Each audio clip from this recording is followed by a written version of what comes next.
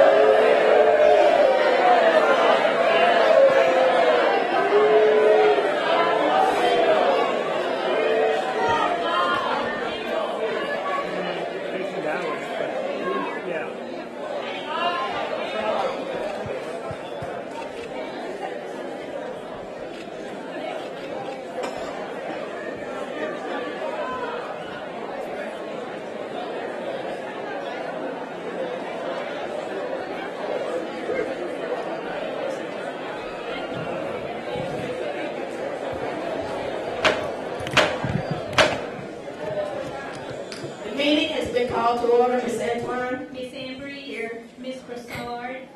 Mr. Williams. Here. Ms. Bush. Here. Mr. Mike Neal. Here. Mr. Tom Neal. Here. Mr. Reese. Present. There's been a quorum established.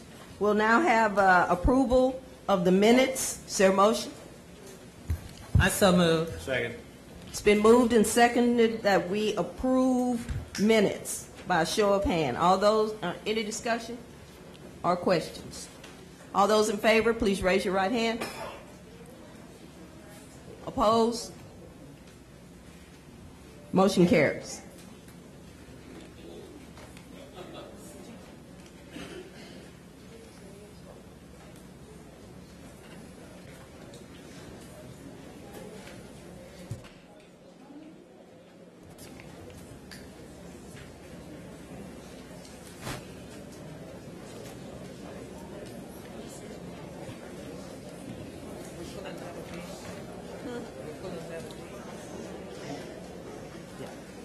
Okay. Dr. Shagwell?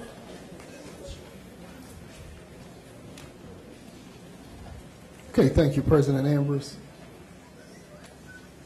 As it relates to information on key account information and so on and so forth, I think as it relates to the budget, we can defer those until the next meeting. Let me again remind you why, as it relates to the tax rate that we were going to try and set last week, I think you all are trying to explain that you have to have the 10-day notice, and so once that was changed and the actual appraisal district values, we're going to have to reset that.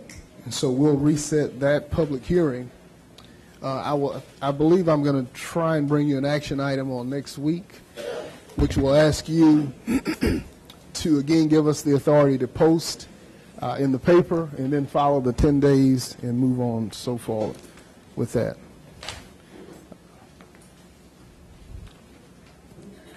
And that's all the information I have at this time. We can go on to the discussion item on the superintendent's evaluation process. Okay. Yeah, the next item would be the discussion superintendent's evaluation process. Ms. Braysard, I think, is chair, and she has not joined us as of yet. Anybody else on that committee that could? I'm on that committee along with Tom. Yes, ma'am. I'm also on that committee, and I would, out of respect for all the work and time and effort that she did, Arthur, so much of that, 90% of it.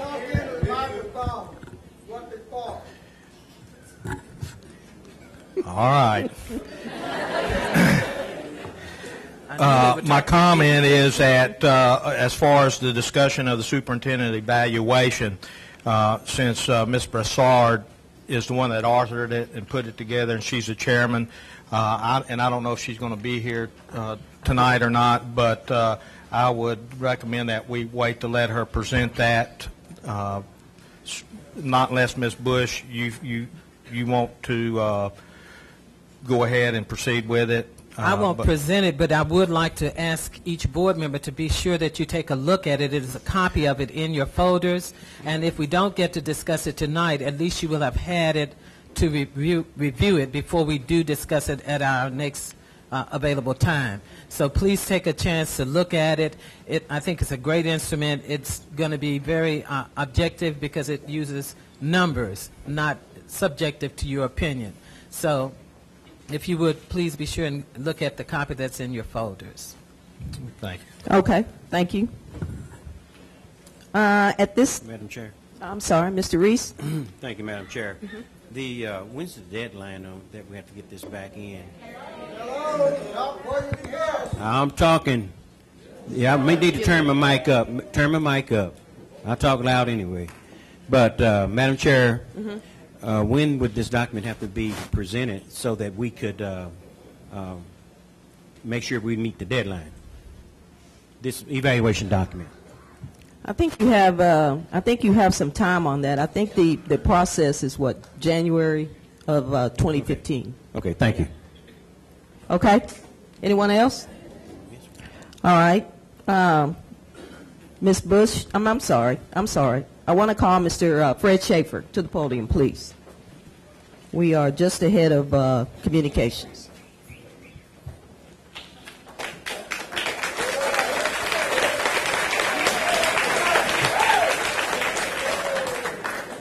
Thank you. Well, my purpose in coming up this evening is to speak to the audience.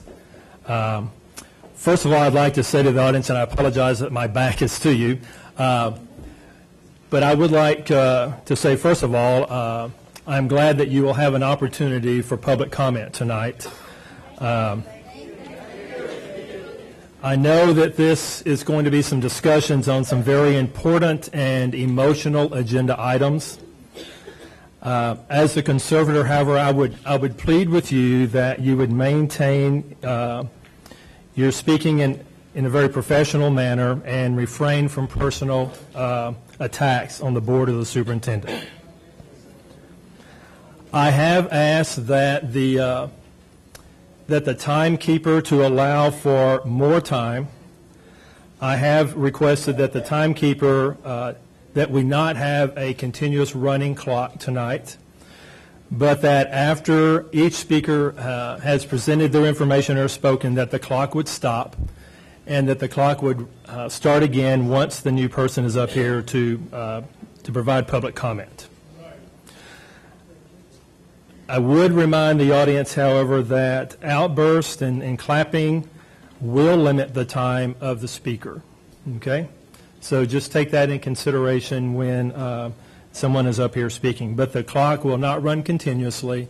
It will stop after each person presents their public comment, and will begin again when the new person is up. Thank you very much. Thank you.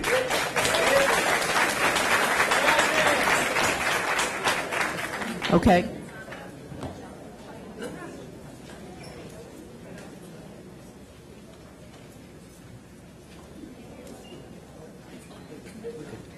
Okay, Mr. Brooks and Mr. Schumacher, timekeepers, and everybody's clear on how we're going to handle the time, right? Yes, ma'am. Okay. Go to 30 minutes. Okay.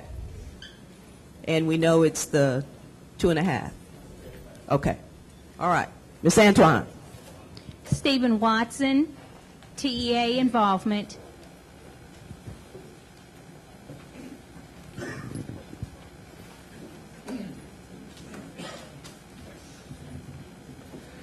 Stephen Watson, 6015 Townhouse. And so it comes down to this night, to this decision. And in spite of all the meetings and the public discussion, it is this moment that will forever determine your legacies. Your children, our children, will most remember what you do right here tonight. There's no question that a reduction in force is necessary. On that we agree. Then let's also agree that this is a time when our district needs qualified teachers more than ever. And the new Board of Managers can work through this budget process. Your vote tonight could visit the most harm on those who deserve it the least. So what now on this night? Spare these devoted educators. Grant them a few more weeks. This is the night when our community and history itself will forever remember that you chose the difficult path, the path that separates leaders from followers. And tonight, you did the right thing. Vote to spare their careers, and that will become your legacy. Thank you.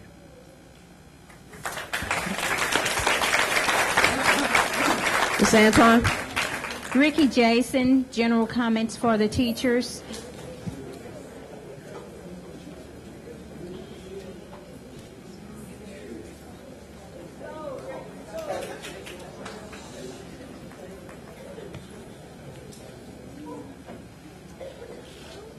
Activist Ricky Jason, 7685 Lawrence Drive. As you all know, I am the filmmaker of James Byrd Jr., was dragged in Jasper, Texas. And what the teachers are suffering with is something like a dragon. I want everybody to know, look at that wall up there. Each and every last one of those superintendents up there are turning over in their grave to know that this school district is corrupted. I pray to God every day, just as well as Cornell X said, we love you, but you gotta go.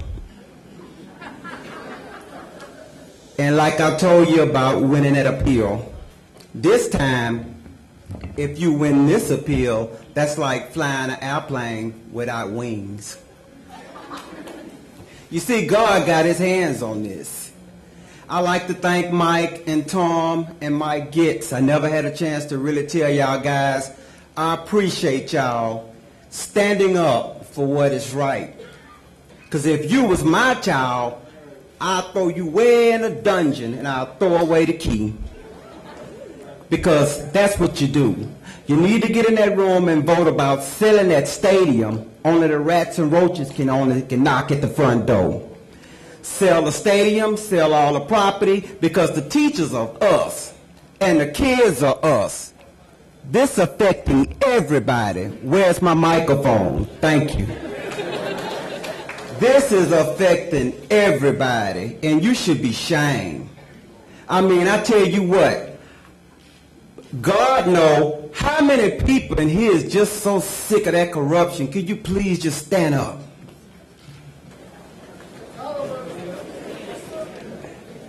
How many people can say that we want this to end, not next week? I want you to raise up from now and walk out that door and leave. Can I hear a leave from y'all? Leave. Can I hear you gotta go? You gotta go. And we don't want you no more. We don't want you no more. Because God touched every last one of us. And even that lady at the table that's with the corruption and all that, you have to go too. We don't trust you neither, crook. And my documentary is coming out soon. It's called BISD, The Rise and Fall of BISD, Crooks and Criminals. That's going to be the documentary. And Dr. Shagwar, and one more thing. If you was my child, I'll take you, sir, and throw you in the Miss river. Antoine. Miss And let you Antoine. drown. Thank you, sir. God bless you. Miss Antoine. Martin.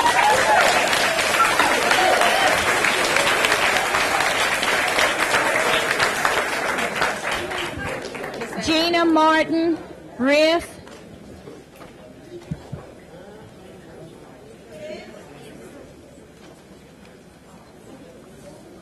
My name is Gina Martin. I live at 1135 21st Street, and I'm a teacher. I'm a theater teacher, and it's not just what I do, it's what I'm called to do. At Ozan, Pride Theater has a motto, and that motto is to take the stage and to leave a legacy. The legacy is our goal each and every day in our program. And that legacy is why I'm standing before you right now. You see, I'm a teacher because of the legacy of BISD teachers like Alice McWilliams and Ruth Edwards, who taught here in the early 20th century, producing some of the teachers that taught us. I'm here, and I'm a teacher because of administrators in BISD like Dr. Sally Blewett, who watched a little girl one day in a book fair look at the books sadly because she couldn't afford to buy them on her family's salary. The next week, she called me to her office, and a stack of books was sitting on her desk. And wouldn't you know, they were the books that I had looked at. She gave me those books. She sacrificed for me because she was leaving a legacy. I still have some of those books today. I'm here because of BISD teachers like France Landry. Miss Landry was a 5th grade teacher at Price Elementary, and I was a ping pong ball. I was bused across town to a new school, scared to death. But Miss Landry's class was a magical place where we could go and learn, and it was fun and captivating. But the thing I learned from Miss Landry, the most important thing, was not learned in her classroom. It was learned sitting next to her in a cafeteria when one of the other children, who was also disadvantaged, offered her half of his lunch, a raw onion that was so strong that our eyes were watering. She took that onion, and with a big smile, she bit into it like an apple and ate every bite because she wanted to protect his dignity, and she wanted him to feel valued. I'm a teacher because of these kids.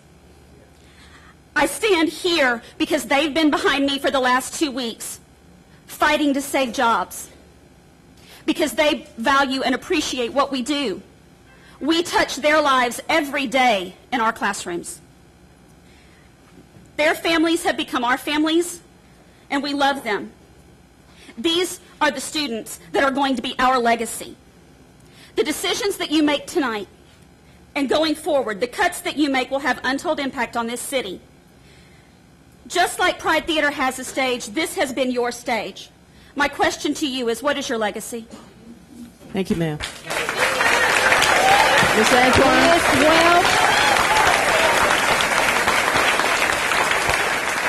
Liz Welch, run board decisions.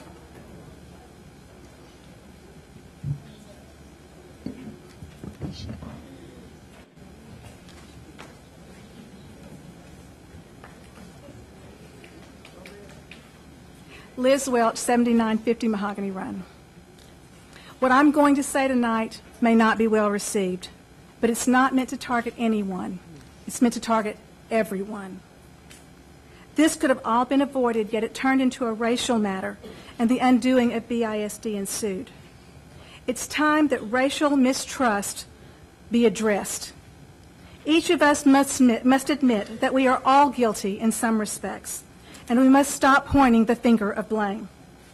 Because of racism, we have all had pain, and we all suffer, and we are suffering now. But the pain in your hearts, the pain in our hearts, and the pain in this community cannot heal until we see each other with clear eyes. Clear eyes aren't influenced by color or friendship or wealth or the lack of it. Clear eyes see the true character of a person and base judgment on nothing else. And the truth of one's character is revealed by their actions in good and troubled times, in public, and when no one is watching. Without clear eyes, we will be unable to move forward as individuals, a community, and a nation. And we must move forward, That can start tonight by voluntarily removing yourselves to prevent further harm that this community of all races cannot and should not bear. Do not seek another appeal or a record review, and let us move on. We do not kid ourselves into thinking that there will be no RIF, and we know that a board of managers will be forced to make decisions that many of us will not like. We fully realize that we will face hardships like never seen in our community before. It is inevitable, and nothing can change that now. But our hope, Beaumont's hope, rests with them and not with you.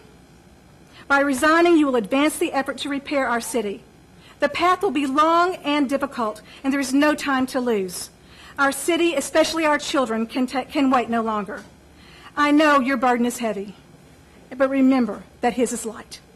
I pray God's blessing, His wisdom, His courage, and His peace upon you and all of Beaumont. Thank you, ma'am. Pam Shalander. Pam Shalander, BISD.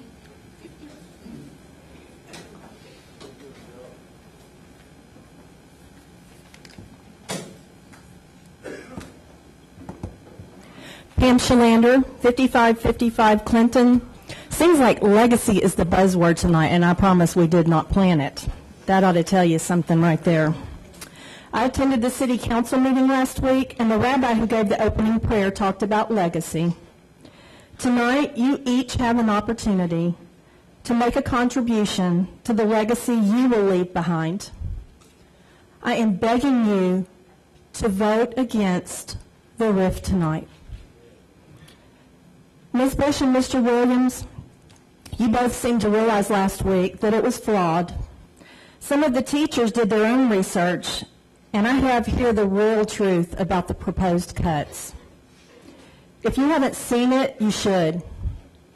It shows the sleight of hand that our superintendent is trying to use to avoid cutting certain admin positions while cutting things that are desperately needed, things that will directly impact and negatively impact these students. I'm also begging you to vote against closing Austin Middle School. And most important of all, please, please do not appeal. It's time for this to be over. It will only take 2 of you to change your mind and vote to stop fighting the inevitable. Please let the Board of Managers come in. Please leave all these critical decisions to them. Make the personal sacrifice to resign your position and let these teachers and students begin to prepare for the next school year. Let this community begin to move forward. You have the power to make that happen. You are the only ones who have the power to make that happen starting tonight. Please look inside yourself and find the courage to make the decision that is best for these students and these teachers and this community. Thank you. Thank you.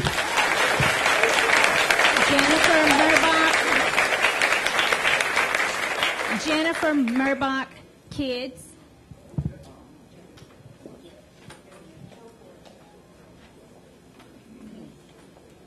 Hello, my name is Mitchell Murbach. I'm speaking on behalf of my mom, and I live at 7980 Blue Bonnet. You would think when you elect an official, they would do what their constituents want, especially if their term is up, and they are definitely up for re-election. But have you talked to mine on? I've talked to mine constantly, only to fall to deaf ears. First, I brought up the fact of special ed to her attention, but no avail. The kids in the program are not learning. Programs are not being implemented, their IEP not followed, and the fact that the content mastery teacher who wrote my sister's research paper and had her turn it in astounds me. But you, as BISD, graduated her. Not that she learned what she needed or could even get a job. You graduated her unprepared. A suggestion, why not teach the kids how to balance a checkbook, do a job interview, or write a resume? You have life skill classes. She took that, by the way. They taught her sex education. BISD has failed. Next, there's the issue of the RIF. I know people need to be laid off. We are broke. I get that, but we need to be smart about it. How about selling the unused property, the portables, or even the namesake of the education center? How about contracting the police work? I can't see paying an officer $125,000 a year when we need teachers so much. Then there is the revelation that the teacher and community is upset because of William's letter. Get a grip on yourself. It is because we have been lied to, stolen from, and this continues. The powers at B are clueless. We are upset because you won't listen. You won't do what your constituents want. You even have the students upset. You are hurting the very people that are there to help them, the teachers. You were asked to RIF the people, futures, away from them, the students. Instead, you went for the jugular. You named the teachers that are there to help them graduate. The students need math, science, fine arts to graduate. Thank you, sir. Okay, thank you. Bye. Ms. Antoine. Donna Fargus.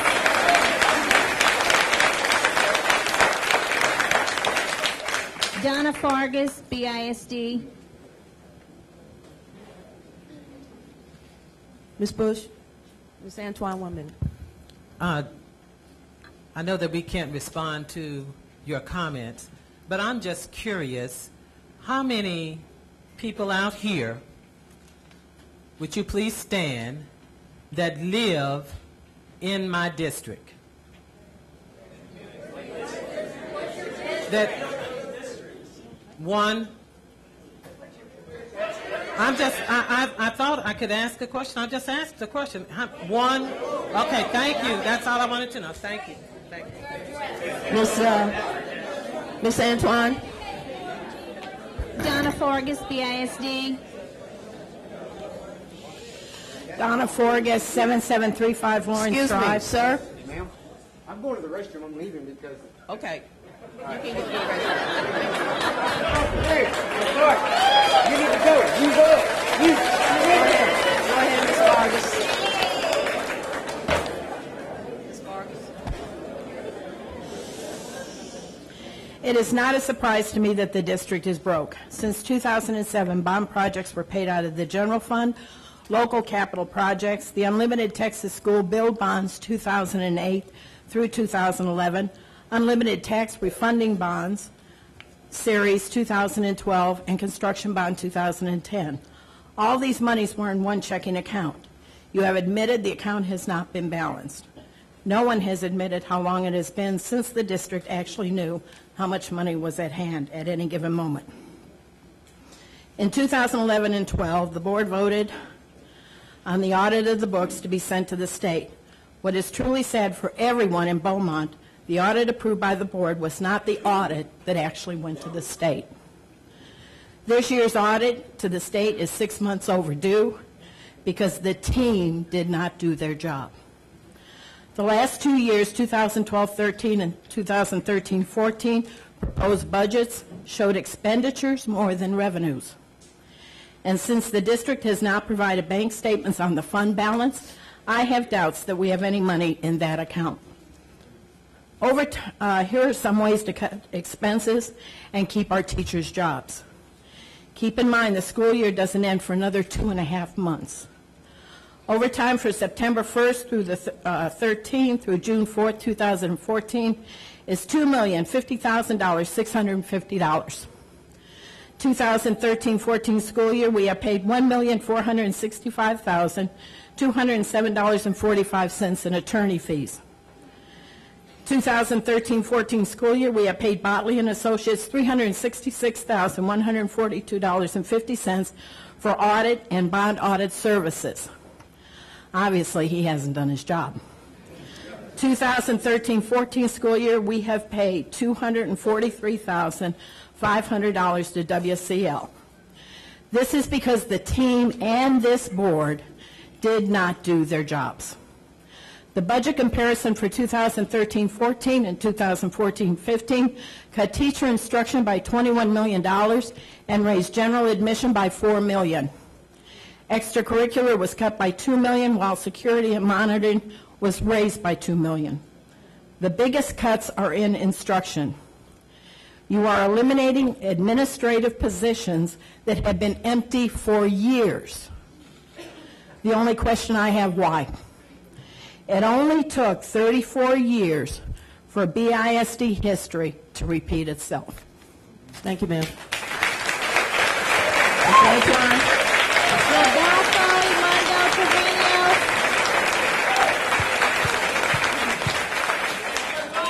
Rodolfo Imondo Trevino, my concerns with and for BISD teachers and students. R.E. Trevino, 2403 Liberty. It's pretty much clear what the community thinks of y'all.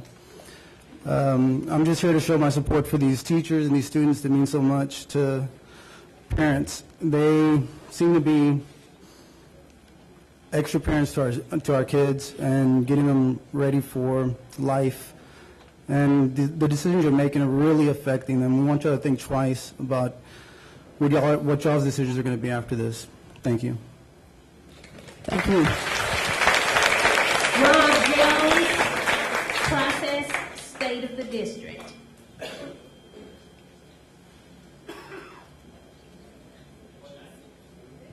Rob Jones. Yeah.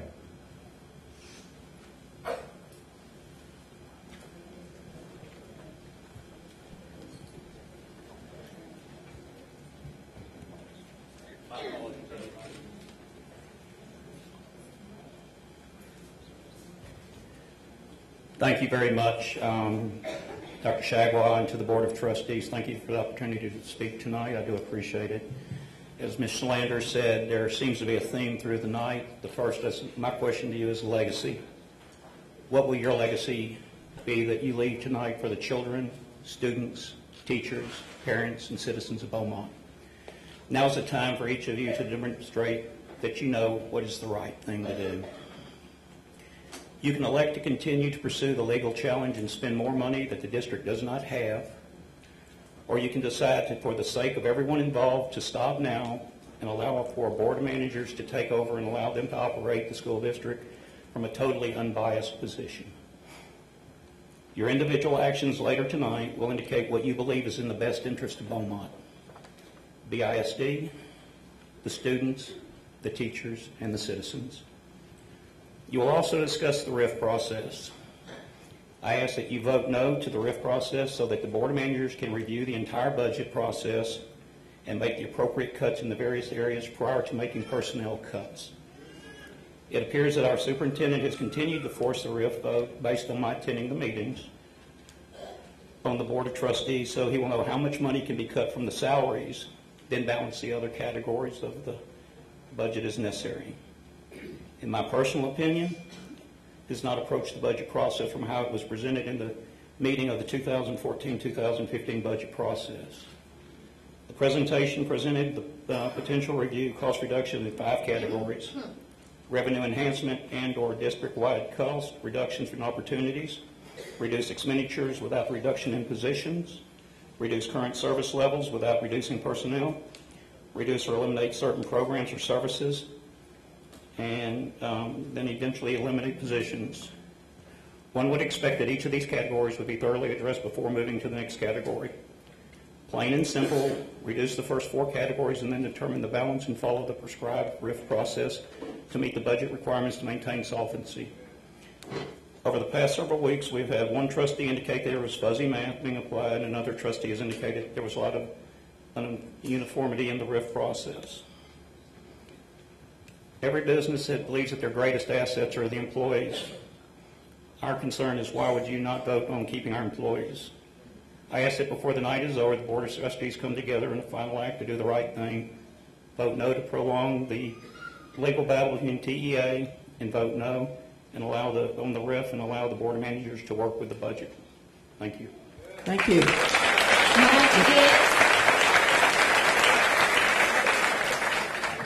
BISD's incompetence.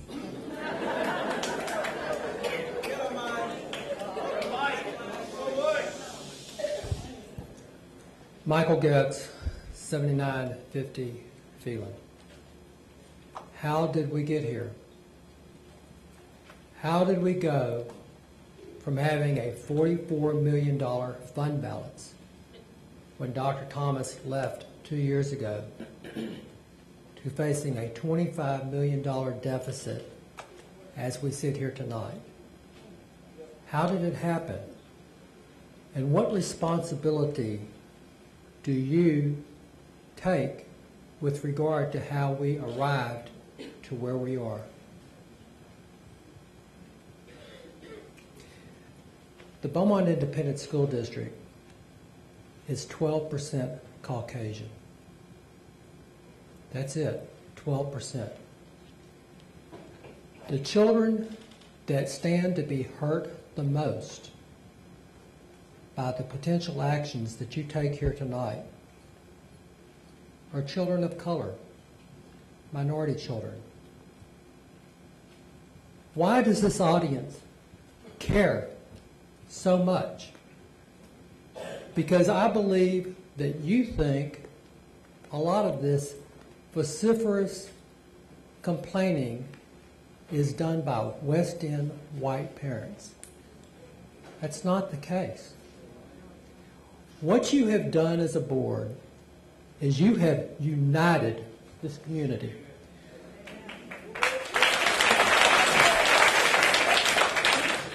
You look out here and you see parents and children, white and black, brown and yellow, all of them wanting the best thing for their future and for their children's future. It is time for you to acknowledge that you're not able to solve the problems of this school district. You've been asked repeatedly to step down. Take us up on that offer. Bow out gracefully. Try to preserve whatever shred of dignity that you may have left. And while Ms. Bush, I can see that you're laughing. Well, that's fine. We'll see who has the laughs about this. Okay?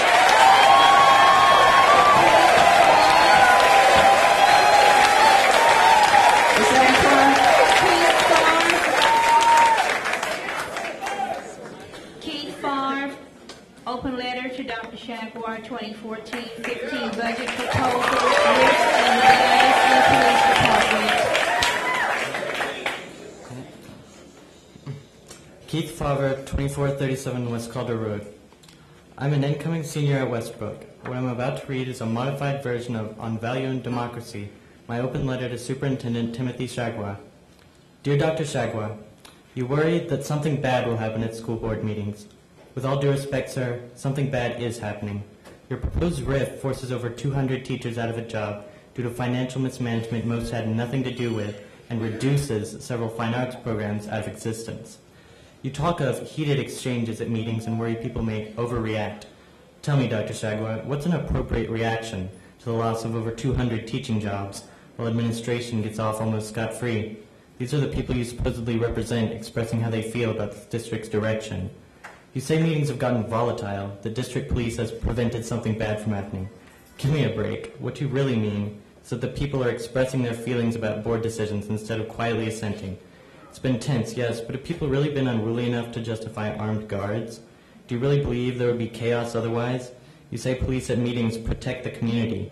If that's what concerns you, why are you cutting fine arts when arts involvement increases academic performance and civic engagement in at-risk youth? You say nothing is off the table, so why does security and monitoring get a $2 million, 87% increase in the proposed budget? Why does the district even need its own police when it can contract with local police like before? You say police add value to the district. How can you talk about adding value while firing over 200 of the teachers who create all the real value for the district? You mentioned Amber's redirections, saying adults shouldn't have to be redirected. I agree. Adults like you and the board shouldn't have to be redirected to act in the interests of the community you represent, yet here we are. Amber's redirects the people from responding, the democratic right. Representatives execute the community's wishes, not direct them. If elected officials feel the need to direct, someone is very confused about what democracy means. If you believe having less teachers, less fine arts, and more cops adds value, your priorities are disastrously out of order. If BISD is really all about the kids, it's time to start acting like it. Sincerely, Keith Favre.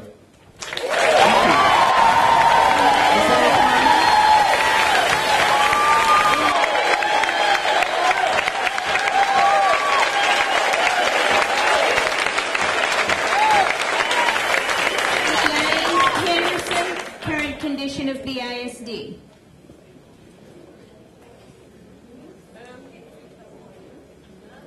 Elaine Henderson.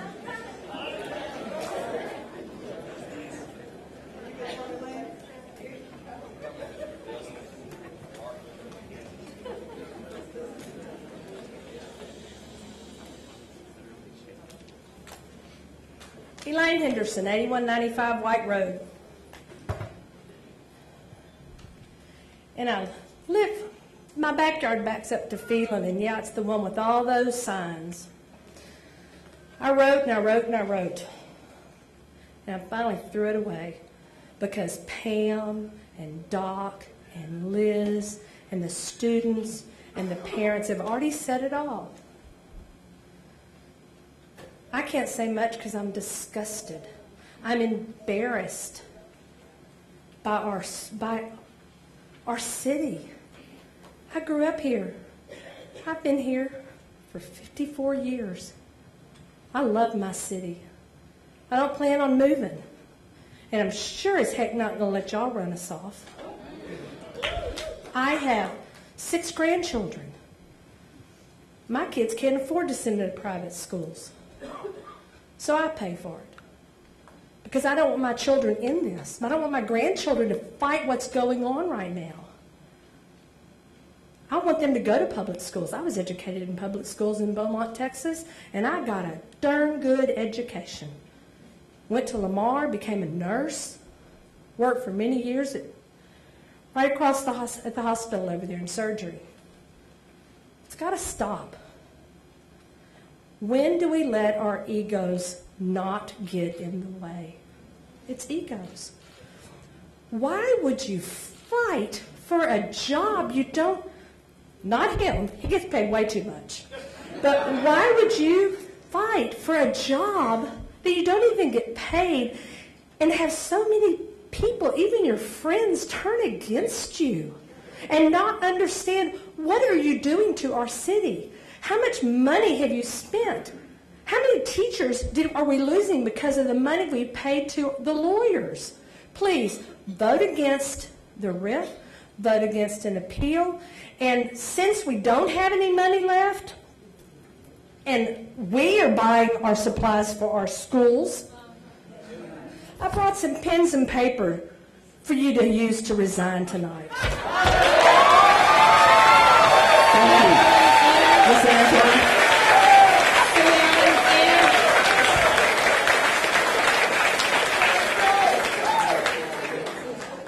Friday's court decision.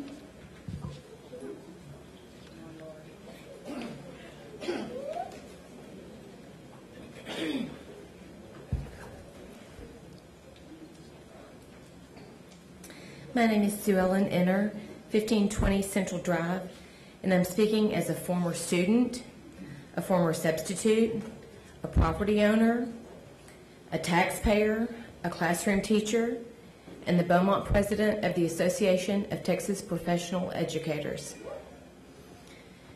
There's little I can say that has not already been said. For weeks, BISD employees, parents, students, and community members have implored you as trustees to step aside so that the process of restoring this district to respectability can begin. The problems in our district have already gone on way longer than necessary and are in no way beneficial to anyone. Instead of listening to the people, you have elected to spend tens of thousands of dollars on high-priced lawyers, money that has been pointed out that our district does not have.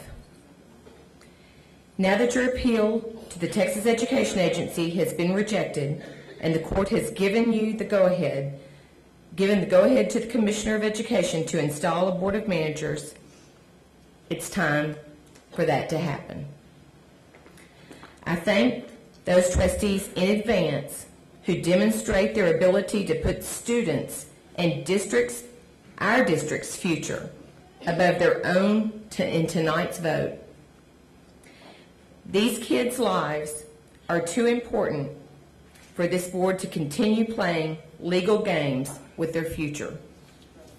Time. Drew Loker, stop the I'm sorry. Don't think so. Excuse me. 30 minutes? That was 30 minutes. Okay, that's the 30-minute allotted time for public comment. Thank you.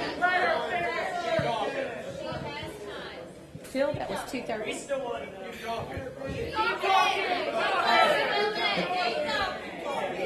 Okay. I see that Ms. Raysar has joined us. I have a comment. Oh, I'm sorry. Ms. Bush? You know, I sit here every meeting and I hear the public comments and I never shot the finger at anybody. I never called anybody a bad word out in the parking lot. I try to be respectful and listen to what you have to say. But the reason I asked how many of my constituents are here is because there are some of you that are of the false assumption that you represent all of Beaumont, Texas. And I'm sick of hearing that because you don't. You can boo me, you can say whatever you want. I listened and I didn't interrupt you. But you have to understand that there's more than just one side to a story. And I get tired of every time you come to this microphone, you think you have the only one. You cannot make me go home. And until a board of managers comes here, I'm going to be sitting right here. I'm going to make the decisions that I make, and I'm going to go home and sleep well. But I want you to understand, I don't care. You can say what you want. I'm going to finish this statement. I laugh because it makes me sick to think that you feel that you represent everybody in this city, and you do not. And I don't care. I'm going to speak what I have to say.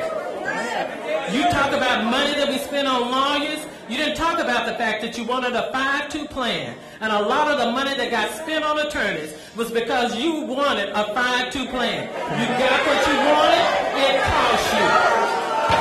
I don't care. Keep going. The longer you yell, the longer I can talk. You have stood here and said what you had to say. And every meeting you come and you say what you have to say. This is what I have to say. Please take your seats. Please take your seats. Please take your seats. Take your I seats. can't hear you. What did you say? No, we're not going. Yeah. Okay. Thank you very much. Thank you very much. We're moving on. Thank you, Miss Bush. Miss Bressard, we're glad that you were able to make it. So I'm sorry I was late. I had a parent didn't pick up a child. Miss Ambrose. Not a problem. Not a problem. You didn't call my name, but I filled out a form. Yes, ma'am, but the 30 minutes expired, I would assume, before we got to your name. There's a 30-minute limit on public comment, and the time expired. What? Well, may I talk since I'm No. up here? No, ma'am, I'm I sorry. just wanted to No, ask ma'am, you I am about sorry. your Please transparency. take your seat. Please take your seat. I want to know how many Please of take your those seat. have seen Please the take your budget seat. Miss Bressard? that they Miss have. Bressard? Okay. We went ahead and out of deference to you, your committee members wanted to wait until you were here and able to give the minutes of your meeting, since you had put in so much time on the evaluation. So we will now give you and your committee that opportunity. Okay. And just to let you know, Janice, I did remind them that there was a copy of it in their folders for them to look at. Yes, ma'am, there was, and it was also attached to the agenda. Yes. And there should be also in the folders for tonight's meeting, there should be a copy of the attendance criteria that Mr. Neild and Ms. Bush asked for, so that we would have that to see. Dr. Augustine did tell me that our attendance data runs a year behind for students. However, our attendance data for teacher attendance is current because the district reports that on itself rather than the state. Basically, what you have in your packet is the suggested document that we adopted. We discussed and brought to you for evaluation, looking at it, seeing if there was anything on there that you felt needed to be changed. The first section, what we did was we took our core beliefs and our core commitments, and then we divided the information up according to those different classifications. And you will see that there was on our template, the tally page actually was the first page, and the committee decided that it would be better to have all of the information on the first 5 pages, and then so that we could then do the tally toward the end to determine whether or not the targets were met or not. And then, of course, there is the page with the major program goals that would be set each year, and those would be done in accordance with a board decision after visiting with the superintendent. So basically, and that was just the ones in the packet were suggestions that of items that this board had discussed earlier, things that we thought that the superintendent should work on, and so that's why those items are in the chart. So it is my understanding that we as a board as a whole at some point will in executive session discuss this, and if you all have any revisions, corrections, whatever, then I have the master on my computer. I can make those revisions, and hopefully this will be a document that can be approved at that point. Okay. Thank you, Ms. Brassard. Comments from other committee members? I'm sorry. No. Other comments, Mr. Neal? No. You had prepared, there were some numbers on our worksheets. That, Yes, sir. And those were from prior years? Yes, sir. That you had? Those were, yes. And And I do have those with me, and if we want to fill those, but I didn't see that, since this is just a blank document, I didn't see that we needed to put those in, because at some point, if everyone agrees to these particular items, then we can fill those numbers in. Right, she had filled in, and it was really helpful in understanding how it all would flow together. So I would encourage, if any, you say you have them. You I can have them in my file over here. Thank you. Yes. Okay. Yeah, we can. I can make a copy now. Okay. I can have them make copies now if you want. You can just send them to us. Okay. All right. And I want to commend the work of the committee.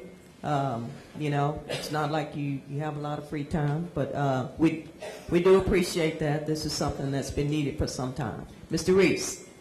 Thank you, Madam Chair. Madam Vice President, I have a question or two. Okay. And that is, Z mentioned that it would be about numbers and not subjective. Yes.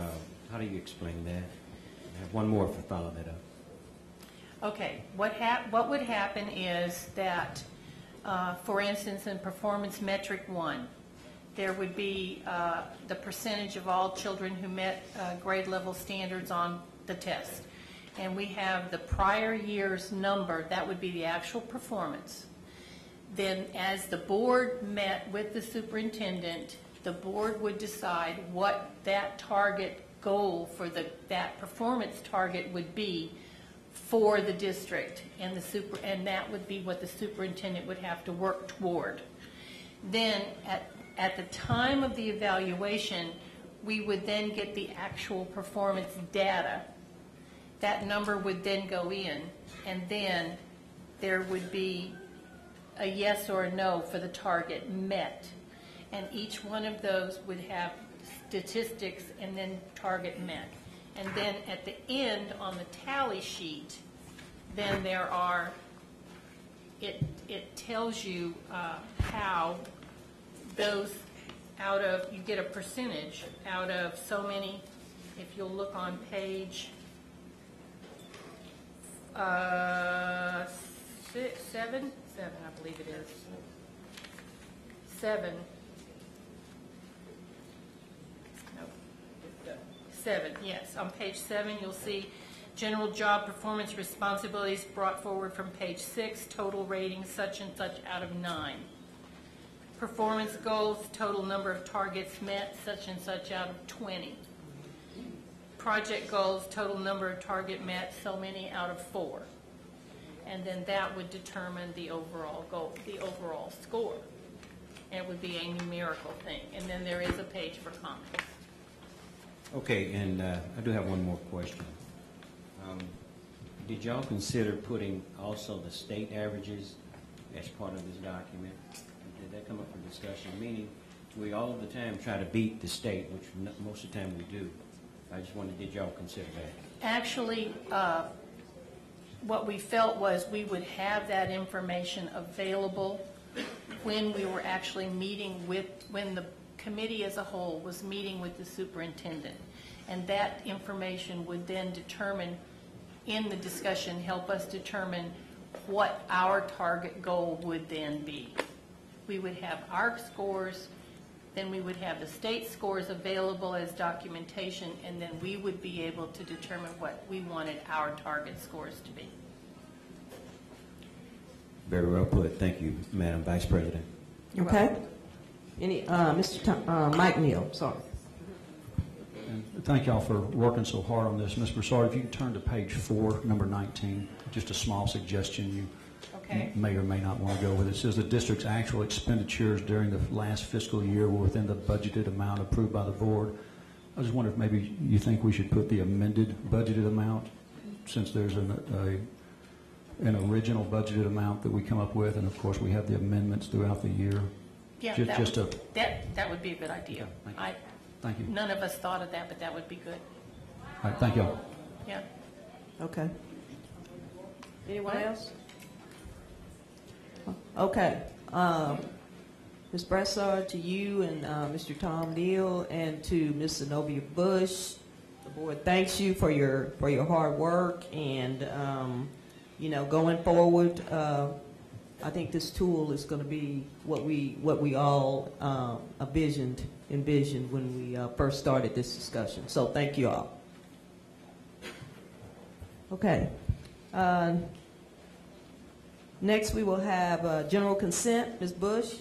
I want to make sure from all of the board members, before I read the general consent items, that I have here that letter B has been pulled and letter E will be voted on separately, as well as letter G will be after we come from executive session.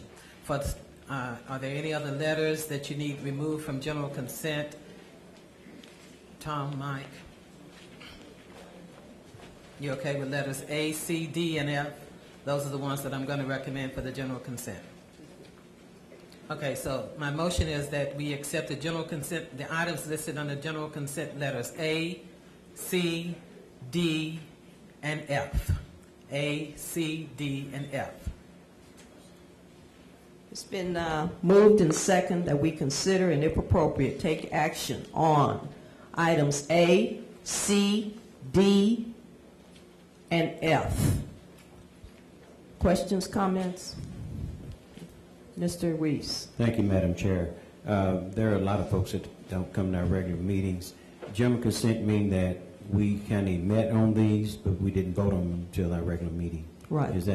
That's where correct. you would put it, Ms. Embers? Yes, these items have been discussed in the agenda review. All trustees had an opportunity to ask any and all questions, make any and all comments, and this is the consent agenda that we come away with.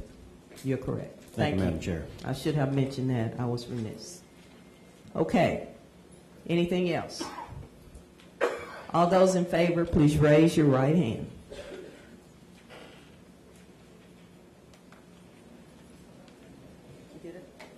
Those opposed? Motion carries. And we could have just read E in the general consent items at this point, I think. Letter E, consider and if appropriate, take action to approve the superintendent's recommendation to approve the following employment areas affected by the reduction in force in accordance with policy DFFA local as seen in Exhibit E.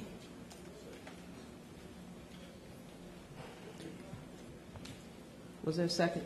Okay. It's been moved and second that we consider and if appropriate, take action to approve the superintendent's recommendation to approve the following employment areas affected by the reduction in force in accordance with policy DFFA, which is a local policy seen in Exhibit E. Questions? Comments? Mr. Williams, sir. Mr. Terry Williams. Make sure your mic is on. With E, does that include the closure of Austin Middle School? Yes, sir, it does.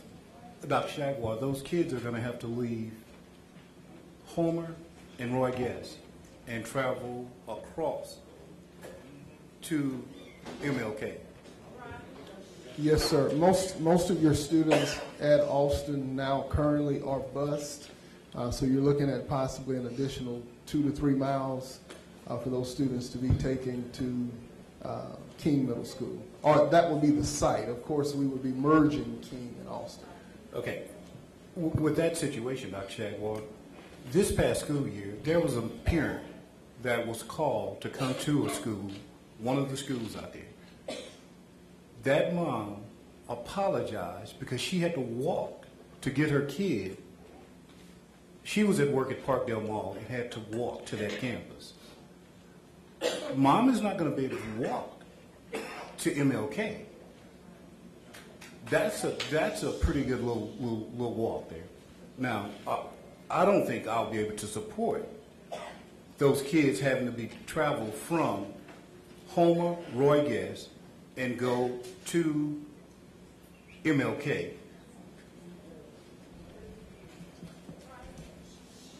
Yes, okay. Ms. Bush.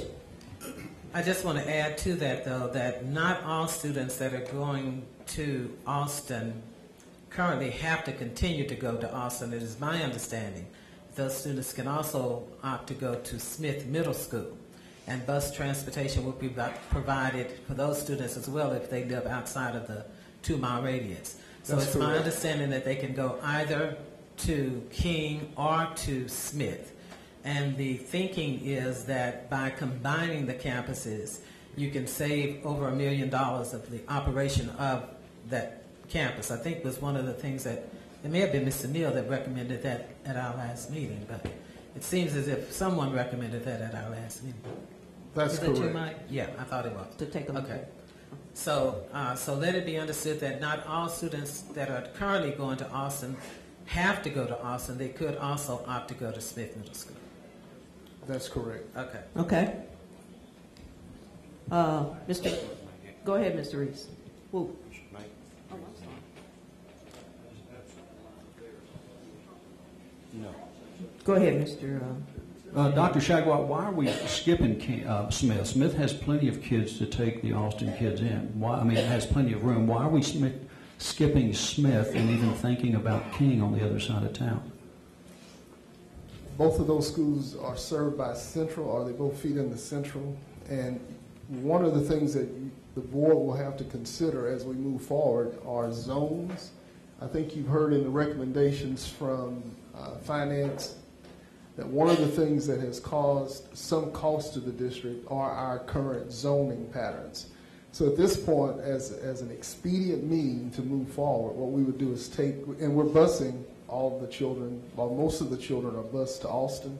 So you would just bus those children about 2 to 3 more miles down and have them service there. Of course, if students or parents transfer to Smith and there is room available, of course, they can go to Smith. Well, there is room available. We've already established that. Why are we not sending them all to Smith was my question. Why are we even considering busing them 2 or 3, 4 or 5 miles down the road to King? Because we have plenty of room at Smith to put the 200 and something kids from Austin directly to Smith. In fact, they pass Smith anyway to go to Austin. Well, in actuality, you have different programs you need to consider, and what we're looking at is the most expedient thing to do at this point. Now, as the year begins and we consider zoning patterns in the district, I think there may be other zoning issues that the board has to address as it relates to all your middle school zones, even your high school zones. But I think it's something that can be done more expediently at this point. Okay. What about I believe, correct me if I'm wrong, the students who go to Austin have the choice of going to Central or Westbrook. Is that correct? Some, I believe. And again, zoning is one of those things you get into the zoning, you're going to have some other concerns. That's why right now you would take the kids who are zoned to Austin, they would be completely zoned to King, unless otherwise they chose to want to go to Smith. And we provide busing currently, we would continue to provide busing. So everyone who goes to Austin will have the chance to openly go to Smith? Yes. Without any transfer requests? We would make accommodations for that. Okay. Why are we closing down Pathways and Paul Brown to send over to Austin? Why don't have we considered closing down Paul Brown and putting them in the place where adult education was at all, then leave Pathways where it's at currently? Well, if you look at your facilities, now I wasn't in the district, I think, when Brown Center and Pathways were created. But to my knowledge, from those who've been here, you actually operated those two facilities with one principal. Mm-hmm. And so basically we would be returning to what the district or the board did with those sites years ago. And Austin is a much better facility than the other places. We've already invested monies in those facilities, in the Austin site. And for sure you would have the room at Austin to run that dual program. Do we not have the room at Ogden? Because I know it was redone also. There was some money spent at Ogden, but Ogden probably is not in the condition of Austin Middle School. And you're looking at serving an older population of students. I understand. Which would be middle and high school. And my final question is, you and I had spoken before, and I've suggested this also to Dr. Thomas, that takes away the ability to redraw the Austin line and pull that Austin neighborhood going all the way to Calder back to Austin to relieve overcrowding at, to relieve overcrowding at Marshall. That takes that opportunity away, doesn't it? Not necessarily. It does in the immediacy. That's why I said to the board, Yes. instead of getting to your zonings, because zoning will be a big concern for the board, is let's do something right now in immediacy in terms of reducing costs. Beginning in September, October, we start the conversation about zones, and possibly within the year, and having public comment and public information from those who are going to be directly involved. Maybe at that point we can have a better plan about how we resolve our zoning issues, our concerns that will come up. Okay, thank you. Okay, Ms. Bresson. Just a quick question. Do these areas currently reflect any resignations and retirements that have come in the last week, 2 weeks? Has that made you recalculate any of the areas or numbers in the areas? I'm sorry this is feeding. We had to produce those numbers, I want to say, by the end of Thursday of last week before we posted. One of the things I can share with you, I think retirements and resignations right now are up to somewhere around 100. And so will some of those retirements and resignations have an impact on the affected areas? And the answer is yes. But I can't guarantee you that all 100 retirements and resignations fall within the 100 or so positions that we're recommending, or the 200 or so positions that we're recommending tonight. Okay. Mr. Tom Neal. Thank you, Madam President. Dr. Shagwar, you mentioned that there are some programs at King that Smith does not have. What programs were you referring to that we're not doing at Smith? Not any specific programs. What we're talking about is what programs are you going? In other words, we can take the size of Austin and completely move whatever we're doing at Austin to King.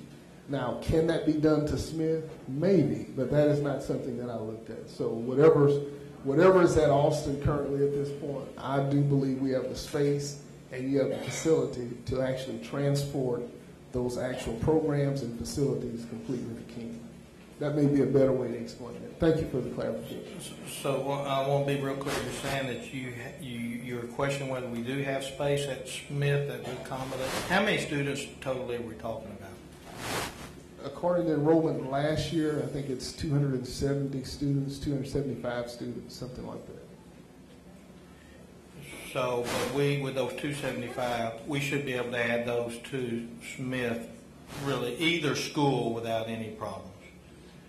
Possibly. I do believe we can add those to King without any problem. Well, I'm more in line. I agree with what Terry was saying as far as I think we're looking at really putting a burden on those families for sending those children. And, we're still looking at cutting and reducing busing for after-school activities, which means now parents would have more of a hardship going further across town to pick their students up from band practice or football practice or basketball or whatever. And I think it'd be a lot more logical for us to strongly look at just moving the total programs over to Smith. If that's something, are you saying, Dr. Shagwar, I'm sorry, Mr. Reese, you should have been there. Go ahead, Madam Chair. Okay, are you saying, though, Dr. Shagwar, that the programs housed at Austin now, you are not sure that those programs can be facilitated at Smith? No, Is that I'm what you're saying? for sure we've looked at, we can pick up Austin, so to speak, and move everything that we're doing at Austin now and have those programs offered at King. Now, Smith has a larger enrollment. I think they're somewhere around 600, maybe a little over 600. So adding a potential 300 kids to Smith may provide more challenges just and again, these are decisions that we made very quickly. But as it relates to being able to move Austin to King, with the size of the facility and what they offer there, I think it's definitely doable. Now, as we move forward in terms of looking at zones, you may want to increase, or it may naturally be more of an increase to the student population at Smith. So I'm not saying that it cannot accommodate, but it's more easily accommodating to move Austin to King at this point. Mr. Reese? Thank you, Madam Chair. I'll come back to this from Dr. Shagwar, but some questions have been asked. Can the board, along with you and your staff, revise some of these items that you've suggested tonight? What I'm presenting to you tonight, I believe, should be the most extreme at this point. What I have done and will continue to do with HR is that if numbers or enrollment proves that we may have missed it by a teacher or so, we will definitely make those changes in the benefit of that campus based upon those student numbers. But as far as the positions, the affected areas, we believe we've gotten that to pretty much right where it needs to be. But is that a yes or no? It's a yes and a no, in that we're going to use numbers and enrollment and things and information from your principals to make more finite decisions. But based upon what we have now and your projected enrollments, we've done what we believe is the best that we can do at this point. Okay, at some point, I think it's Karen that said that we can amend an item that's on here. Is that true? It is. If our enrollment numbers and our program numbers show that we need to do that, for sure. Yes, sir. Okay. And let me just mention that with the bond, we're supposed to have closed 5 schools. We did not. And That's some of them were correct. mentioned tonight, that trying to save, you can't save every school. But I think at Smith, some years ago, they were low achieving, and they've been steadily climbing up. I think to flood them with extra kids would be unfair to that campus. But that decision may have to come at some time. But they're working at that school. I know Z has said herself, don't leave, and Terry has said, don't leave Smith out by the wayside. And I think that staff over there they've gotten a lot of grants, but they're working with the kids out there. And I really think that's just about it. But one thing I must mention, the Commissioner of Education, Mr. Williams, said when he came to Beaumont and he interviewed us in different groups, he said, where's your action plan? The last week or so, you brought an action plan. And this is a map. And even the conservative, if I could speak for the conservative. Ms. Schaefer, could you come forward, please? Our conservative.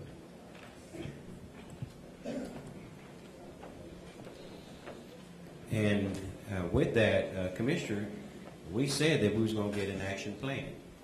And to today, we have not. Is that your feeling that, I think you said at the last meeting that we should move forward with an action plan. Am I saying what you said, or? I do not recall talking about an action plan. I do think that, I'm trying to think back to what I might say. The RIF. My comment may have been is that the RIF needed to be based on strategic planning. I've not seen a copy of an action plan. Well, I'm calling the RIF an action plan because it actually is, in essence, it's called the RIF, but it is a plan to reduce costs in this district and Right. improve our revenues. That's Right. what I'm speaking of, the correlation. Okay. Mr. Reese, are you speaking about the process by which the RIF was put forth? About the what the staffing guidelines were, and once the affected areas were I'm trying to understand your question, and when the affected areas were set out, then there would be a next step and a next step. Is that what you're referring to? That would be pretty well it, because there's a starting point. Okay. Yeah. And we have not yet started. That's But I what I was think- speaking to, Mr. Conservative. Okay, I thought though that we did set that out, that plan. Well, it was 6-1 saying no the last time we voted. Right. So, But that was not to the process though, that was to the actual numbers in the reduction in force, right? okay. Okay. Mr. Shaper, I'm not putting words in your mouth if I'm wrong, please. Well, I think the 6-1 vote was, if my memory serves me correctly, was opposing the passage of the effective areas. So therefore, you couldn't move forward with that because it was a 6-1 vote not to approve the effective areas. Thank So you. therefore, if you don't approve the effective areas, then you can't move. You can't move forward. That's my point, Madam Chair. Okay. Okay. Thank you. Other questions? Other comments? Ms. Bush. Yes, unless you'd rather do them. Terry and I both were going to talk about assistant principals for the elementary campuses.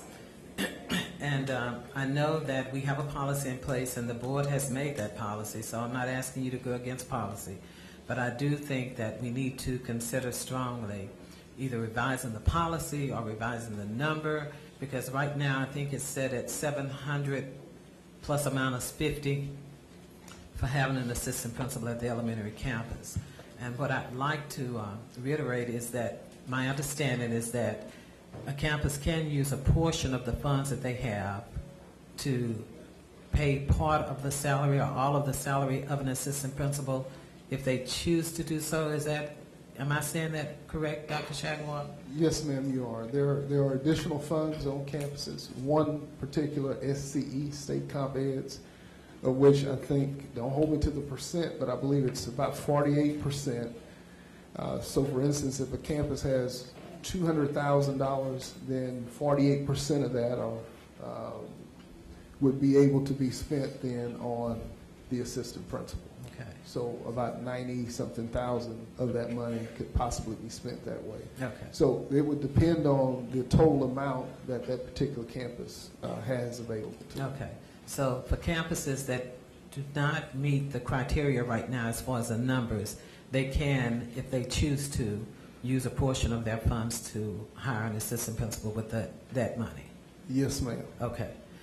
Now, granted, they have to have enough to pay that salary. Right, Yes. they have to be, okay. And I guess going forward, the board may need to look at whether or not we want to revise our policy from 700 to 600 or 625 or whatever, but I understand that we need to move forward and get through with this process. So, thank you. Yes, ma'am. I've got two questions. Two campuses in my district is Homer and Roy Guess. Okay, Dr. Shagwar, the main office is in one pod. At Homer, there's different pods, but if there's a problem out there, that principal is going to have to go from each pod versus our new campuses, they're all inside. We're talking about different pods. Roy Guess is the same way. If there was an emergency, that principal is not going to be able to do all of this at Homer. They're going to need an assistant principal to help them with the situation over there. That's a difference in Homer and Roy Guess is a unique building. It's totally different than any other buildings around because of the pods that they have. I guess I'm pleading for assistant principals because there is going to be a need if there's an emergency out there to where that principal is not going to be able to handle each pod or whatever, but that assistant principal can help out in those pods. Well, let me say this to you, and I do appreciate you all's concerns. I have confidence in our principals. that they can and will do what's right for children. Do understand an option is for them to be able to utilize their SCE funds should they have enough at this particular point. And looking at this list, though, I don't see where we're eliminating an assistant principal at Homer. No, ma'am, we're not. Okay, all right. Someone, please don't. Okay. We're going to ask again that you not have outbursts, please. Okay. Any other questions, comments? Well, I really just had this one here. A lot of the kids are here, and they're very concerned about fine arts, as it is about Head Start. And we kind of took that off of the table, kind of, Dr. Shagwar. And how about fine arts? It started out that there was really concern with the board and of our patrons about fine arts. Where we are with those two items. Well, what we've done, again, your staffing, our staffing guidelines is 1 to 28. What we've tried to do is maintain the integrity of the fine arts program. But in the end, when you consider, for instance, the district has currently 5 orchestra teachers. And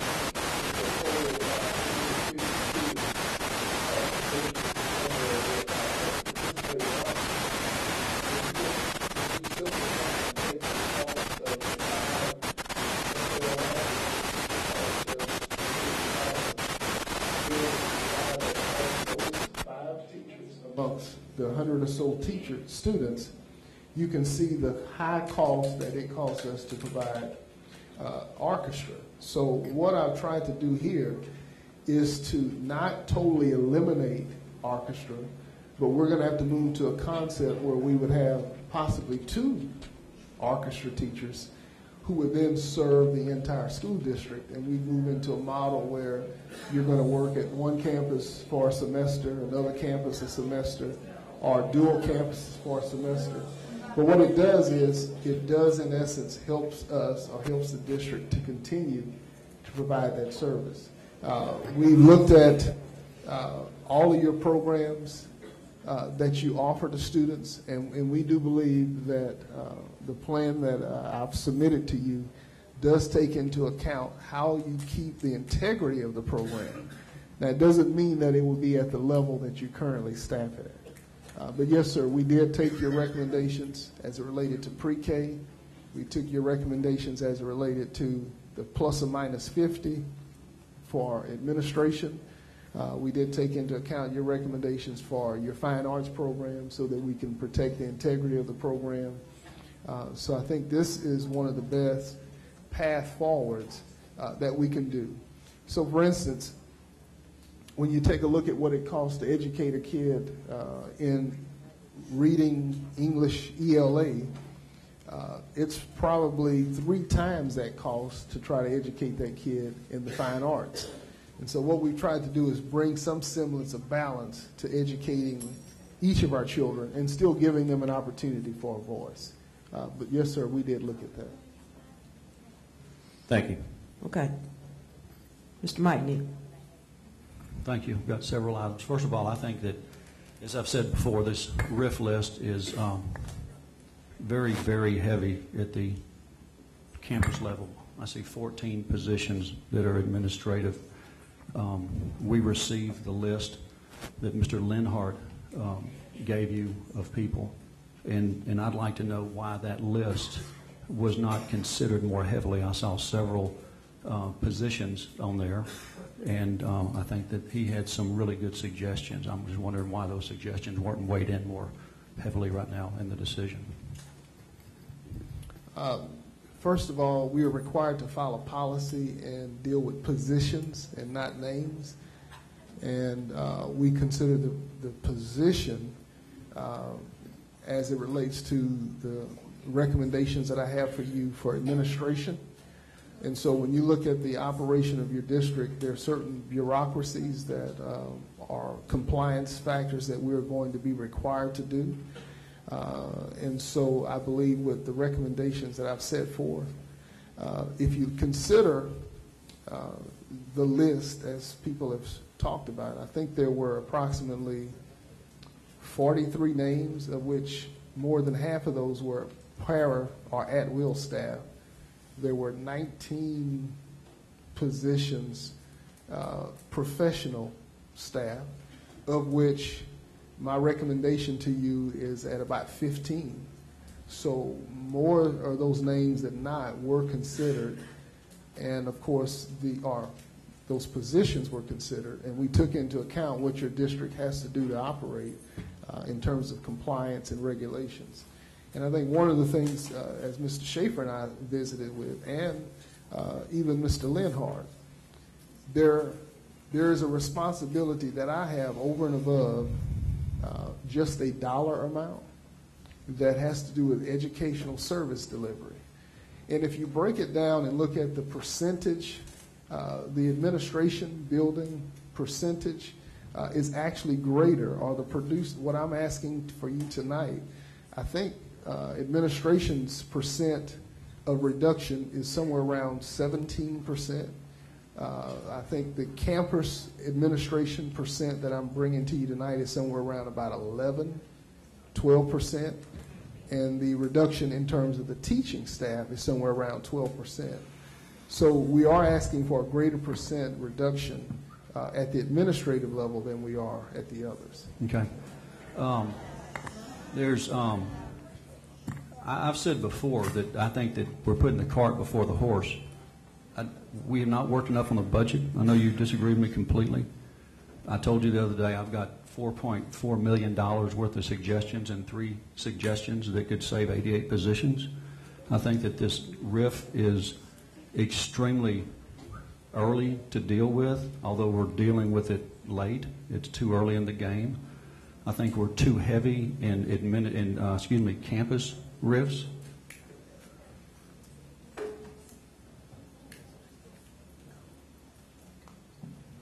I believe we're too heavy in campus RIFs. I think that we are going to take apart our teaching positions, which I think is horrible. I'm under the understanding that there's a position here that we're under a restraining order from taking action on today. Is that correct or not? I would not discuss that here at this point. Well, I think that you need to discuss it with your board, because we're fixing to vote on a position, to RIF a position, and I'm not saying what position it is, that will be in contempt of court, from my understanding, if we vote on it today. I think that we'll have legal counsel that can provide additional answers or responses. Okay, can we take a break into executive session? Because we're about to, so I can ask questions, because we are about to vote on something that's going to put us in contempt of court. They said this would be out here and not discussed in there. No, that's not what I asked. I said if we're going to get legal counsel, we need to get legal counsel in executive session or not. If not, I'm going to ask legal counsel right now if I'm correct. Okay, yeah. Mr. Wells, are we under a court order right now, or an injunction to keep from taking action on a specific position here in this RIF? Are you aware of that?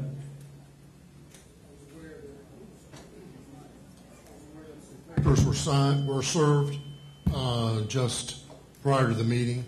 I don't have them in front of me. I can't tell you what they say. Well, I've read the order, and we will be in contempt of court if we take action on this RIF tonight. And I need to ask you, have you read the papers? No, I haven't. Well, I suggest that someone do, because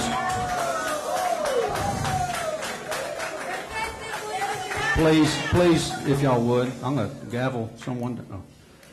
I've read the order, and we will be in contempt of court if we vote on this RIF right now. And I'm asking that someone clarify that before we take the vote.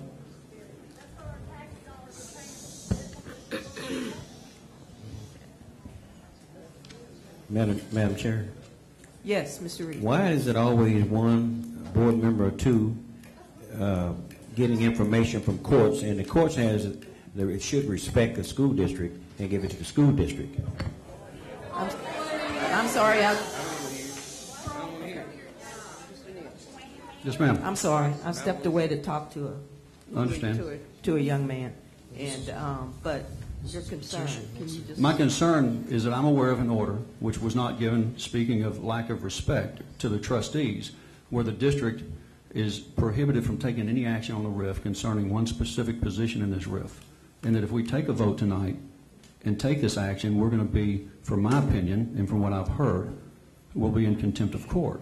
And the district is not allowed, and has not told us this, which I think is very disrespectful. I did not receive this information from the courts, and you've got just as many phones and numbers as I do. All you have to do is ask Woodrow. So it's a matter of whether or not sometimes people want to know about what's going on before you decide to attack me for having, no, I'm not finished. No, I'm not finished. I'm not going to let him sit here and pound at me for a minute. I think that you need to be finished, sir. Okay, but I'm speaking to Woodrow right now. You got a problem with me having knowledge about what I do as a trustee? That's your personal problem. I suggest you stick in your pocket I'm speaking to both or some other trustees. place on your body. Please, let's go. Please don't.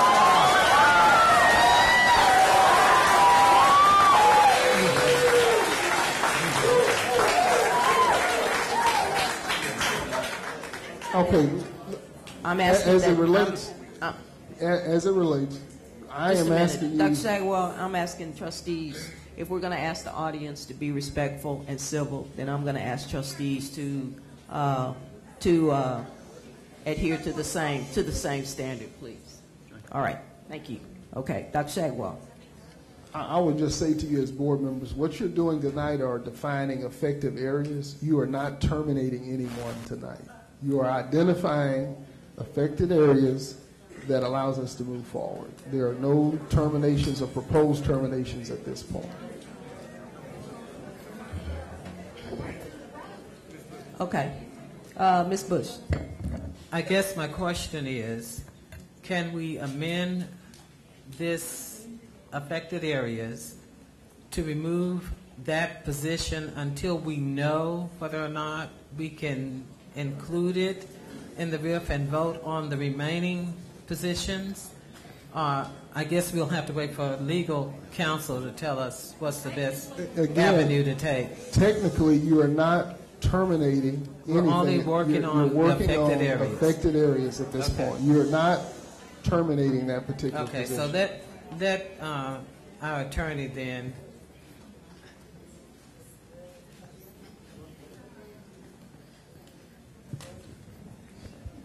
Okay.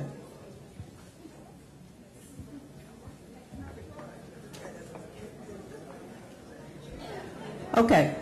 So, if, Madam President, if you don't Yes. mind, I know that Mike said he had several questions. Can he go on, if you don't mind, with the remainder of your questions, and then we can come back to this one so that we can go on and call for the question, because we have had, I don't want to prolong it. If you can go on and ask. That's your fine. I other appreciate questions. it. I said questions. I think I had more comments than questions, and I've made my comments. Thank you. Okay. Okay, let me say this to you. What I'll do is remove that particular affected area. Okay. And Thank you just move forward. Okay. Do we need to? I won't identify it. I'll just tell you that at this point, I will not allow you to do that because what I mean by that is that position would not be brought to you at this point. So I'll just personally make sure that position is removed. Okay. Okay. So, I guess while this discussion was going on, I was having a discussion with the young man down front.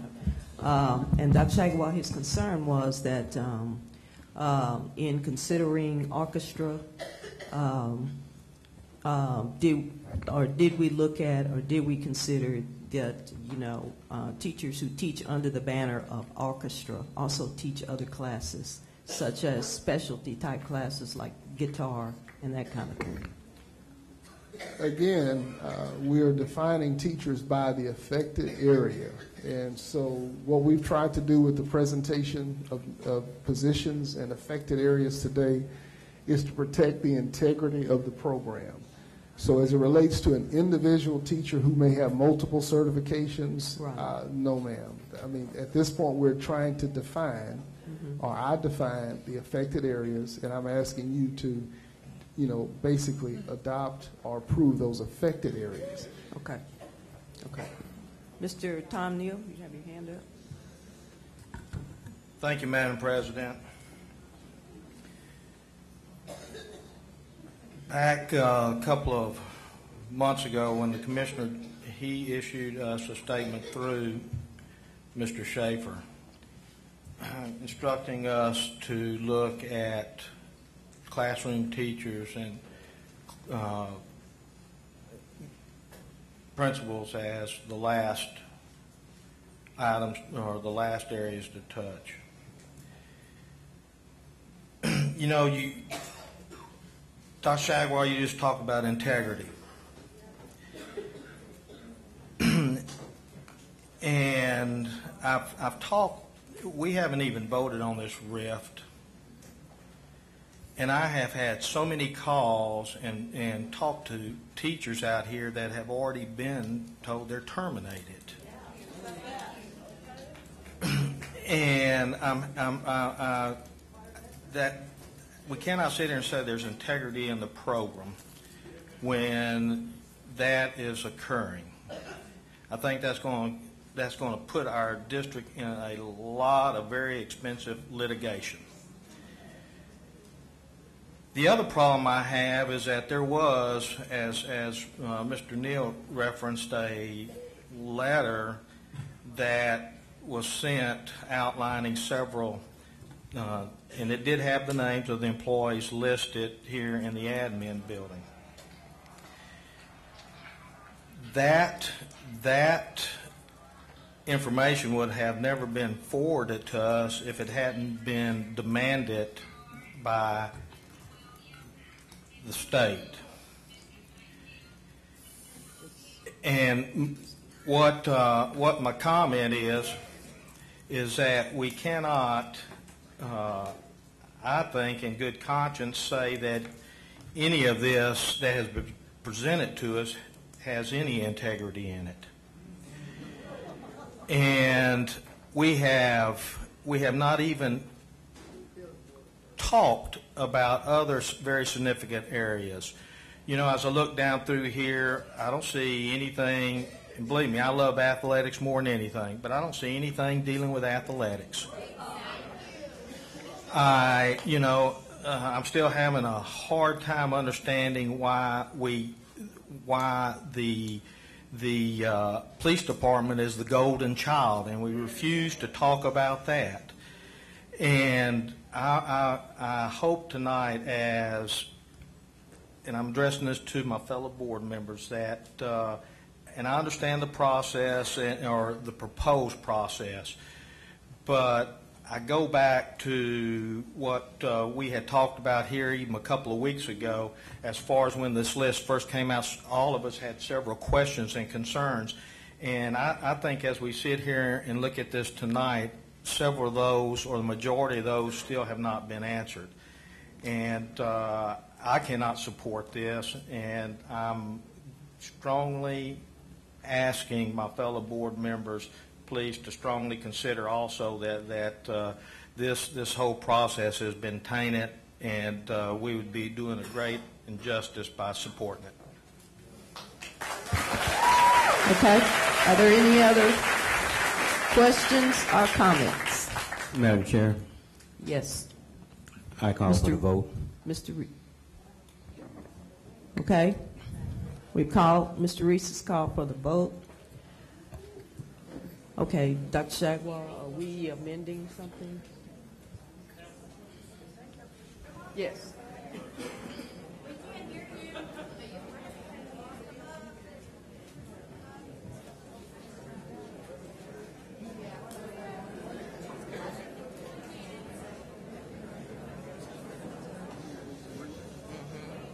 I've already read it.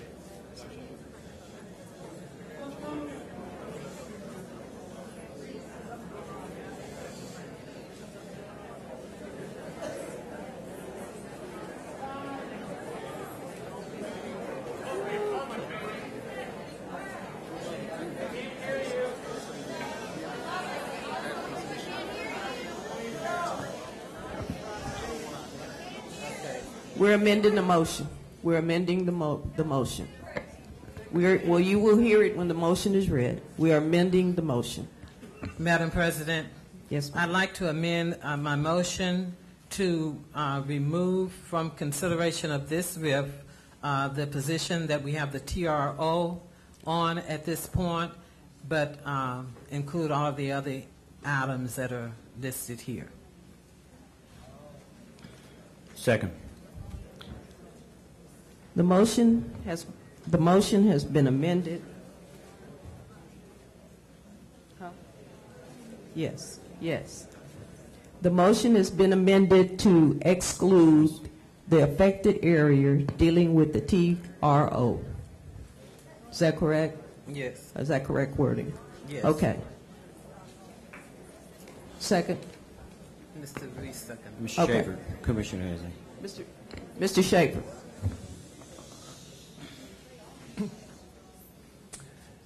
I would be remiss in not sharing with you information that I asked Chuck to provide me today. This is a difficult night, and I wish that, and I think the agency wishes that they could tell you that you'll be able to move forward without a RIF, but at some point, I believe that's going to have to come. Now, I've asked Chuck to give me information about if you look at personnel cost for 13-14 school year, all personnel cost. Okay, now this doesn't include, this is taken straight off the ledger, off the books. So it wouldn't necessarily include, now I'm looking at Chuck for guidance here, it would not. Okay, projected spending for the fiscal period. So for 13-14, that total cost comes to $138,140,712. Your projected revenue for next year is $141,359,746. That will leave you roughly $2 million to operate your district. Let me understand something, Mr. Schaefer. I thought everything that we've gotten has shown that we're spending above where we were the year before, and that is spending past certainly $138 million, unless we've been given some I'm going to bad ask Chuck That's to come up salary. and- That's salary. That's salary. Oh, just Let me salary. give you- Oh, okay. I thought you just meant Salary. spending for the district. Okay, No, I'm that's sorry. salary and benefit. That would be Okay, salary and benefits. benefits. Okay. I yes. just want to make sure I understand what you're saying. Okay. Okay, Mr. Schaefer, are you just getting these numbers? I asked for Because them. you're looking for No, Chuck. I've had them. Okay, today I got them today. You got them today? Yes. And I we're just not receiving. requested them from Chuck because I wanted to know what the total personnel cost for 13-14, the projected personnel cost for 13-14 was. These numbers have been shared with you. What you're looking, yeah, they've been shared. We keep saying to you that your cost for staff is approximately 82% of your budget. So what Bill has been saying to us for the past month or so is that your projected budget for next year, the 14-15 school year, is $145 million. And now I think we're doing some other things, so it's probably $140 plus million.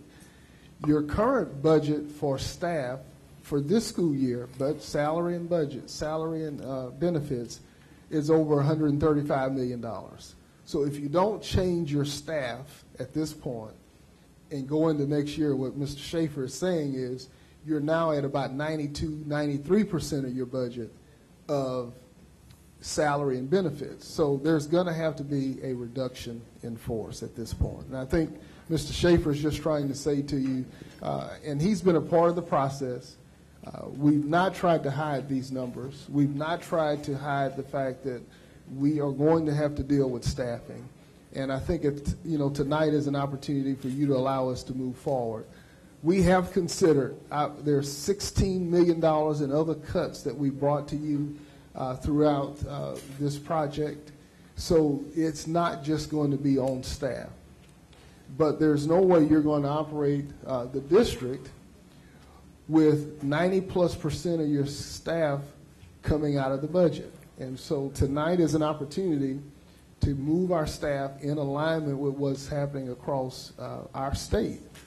And unfortunately, many school districts did this 4 years ago, and we're at the place now where we're doing it, but it has to be done. So I appreciate you saying those things, Mr. Well, and my reason for bringing it to you is so that you have all the information to make a decision. And I know it's tough, and part of the reason that you're in this position is, and I feel like we need to put it all out on the table, and that is that your district in March issued contracts to personnel before you knew what your budget was going to be. You issued contracts to personnel who were on grants, that those grants were playing out at the end of this year. Yet they were pulled over to your general operating fund. So it's as difficult as it is, and I'd like to turn and say to the audience, I wish the district could get out of this without individuals losing their job. But there are going to be some individuals, unfortunately, who lose their job, or you're going to be a district that's financially bankrupt. Mr. Schaefer, there's no doubt we all understand that. But what I want you to hear from me is the problem is you're asking us to give the authority to the people, the same people that put us in this position, that are showing favoritism, their cronyism, and we cannot sit here in good conscience. And our only option is to let this thing bypass and let the board of managers come in, and that's going to be their responsibility. They're going to have to come in with a good, clean slate and not show favoritism and not show cronyism and not show the same pattern that we have been following over the last several years that have gotten us into this position. So I'm just letting you know what my heart is, and that's why I've heard you, and I've heard it time and time again, and I know we have to, but I want you to clearly understand why, and I want my fellow board members also, more important, to understand why I am adamantly voting against it. Okay. And I certainly can respect that, Mr. Neal. Okay. I think Mr. Mike Neal. I want to echo what Tom said. There's no doubt that we're going to riff. I think what the problem is, Mr. Schaefer, is we're riffing the wrong way. We need to continue to cut this budget, which we have not seen. We've seen a 1 or 2 sheet expenditure from the district. We have yet, as board members, been able to find a budget, or been given a budget, that we can look at and question, have we looked here, have we looked there, have we looked at athletics, have we considered cutting the police department down? I don't want to get rid of the police department, but we've got a police department that basically was budgeted at $2 million. They spent $4 million, and we're not even asking them to do something to try to draw themselves back. Each $1 million represents about 20 people. Also, with the numbers that we're getting, I don't know what you call it, the budget presentation. We've gotten 2 different budget presentations in the last 2 weeks. One of them showed that we were $15 million over budget when you looked at the projected activity versus the adopted as amended. And then we get one the other day that is at $8.6 million. We don't have any explanation from Dr. Shagwar, the administration, why there's a $6.4 million difference all of a sudden. We have gotten number after number after number, and these numbers are always moving. And just like Tom, I don't trust who's putting them together or how they're being put together. I don't mean that personally. I don't trust how they're being put together, and we've never been able to see documentation of how this is put together. And that's what makes it very difficult. It's our job, and I know you understand this, to protect this district and to protect the education level in Beaumont, Texas. I'm not protecting Sue Ellen Enner. I'm protecting the people that Sue Ellen Enner teaches, and nothing against Ms. Enner. But we're protecting the education of our kids, which is the future of our community. I know I'm not telling you anything you don't know, but that's why I'm so adamant about, I don't want to vote on this RIF right now because it's being put into us, it's been put to us out of order. And thank you, I really appreciate you listening, Mr. Schaefer. Thank you. Anyone else? Okay, I just want to make mention, we do have a motion on the floor. Ms. Brassard. Okay, this does pertain to the motion in that, number one, Mr. Schaefer, isn't it true that, I'm sorry, isn't it true that most districts right now are in the process of hiring and filling positions for the upcoming school year? And that by our pushing this forward down the road even further, we are going to be putting those people that are in line for RIF, I guess in line, so to speak, those positions, we are putting those people in jeopardy of not being able to find a job when we push it down the road. And secondly, I have here, I brought with me for my fellow board members to look at. I didn't have time to print out 8 copies. However, one of them is the requirements for administration of schools, class sizes, grades K through 12. This is put out by the Texas Education Agency. And it says local boards of education shall have policies providing for class sizes in grade through 12 in accordance with the following. Grade level, K3, average class size 20, maximum class size 25. 4-6, average class size 25, maximum class size 30. Grades 7 through 12, average class size 30, maximum class size 35. This board has been trying to hold our staffing guidelines to 1 to 28. It is my understanding that whatever we do here tonight, when the Board of Managers comes in next week, they can undo whatever we do. And it is my understanding that they can put in the 1 to 35 in grades 7 through 12. And that will then RIF about 70 more teachers than we're trying to RIF. So I just want people to understand that there are things that might be done that are going to be worse than what we are possibly looking at right now. Okay. Please. Okay. Madam Chair, there's an amendment on the floor yes, there that we're is. supposed to be discussing. Okay.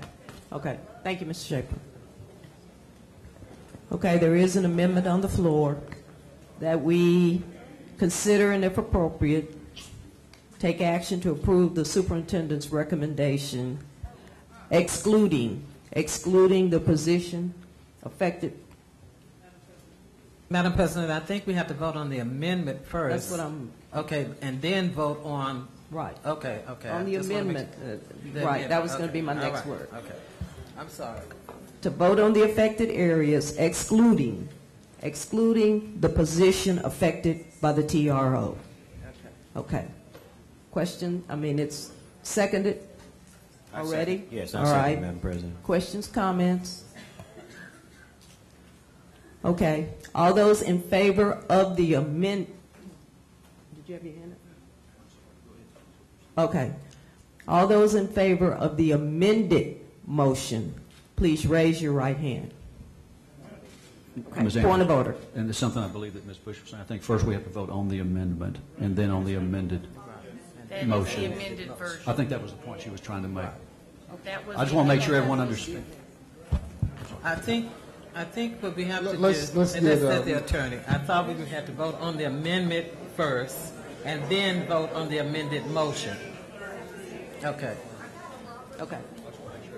That's fine. Let me get some clarification. Yes, sir.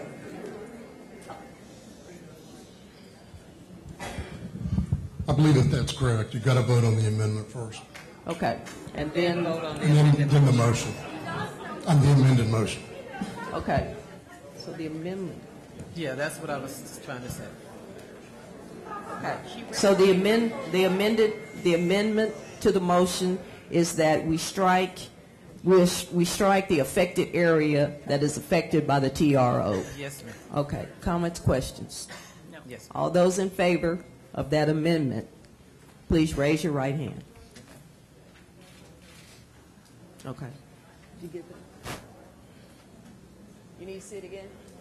All those in favor, raise your right hand. Opposed? Motion carries. Okay. Then we vote. Now we vote on the amendment itself. Yes, ma'am. Go ahead. Now Go I'd ahead. like to vote on the amended motion, which is consider and if appropriate, take action to approve the superintendent's recommendation to approve the following employment areas affected by the reduction in force in accordance with policy DFFA, excluding the position that we have the TRO on. Okay. All right. Second. Second. It's been moved and seconded that we consider and if appropriate to take action to approve the superintendent's recommendation to approve the following employment areas affected by the reduction in force in accordance with policy DFFA, a local policy, excluding the affected area that is under TRO. Questions, comment? Okay. All those in favor, please raise your right hand.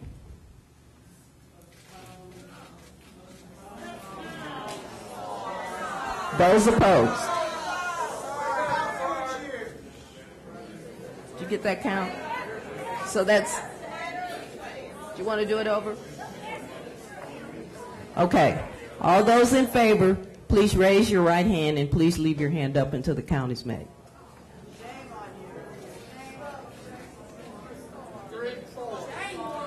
4.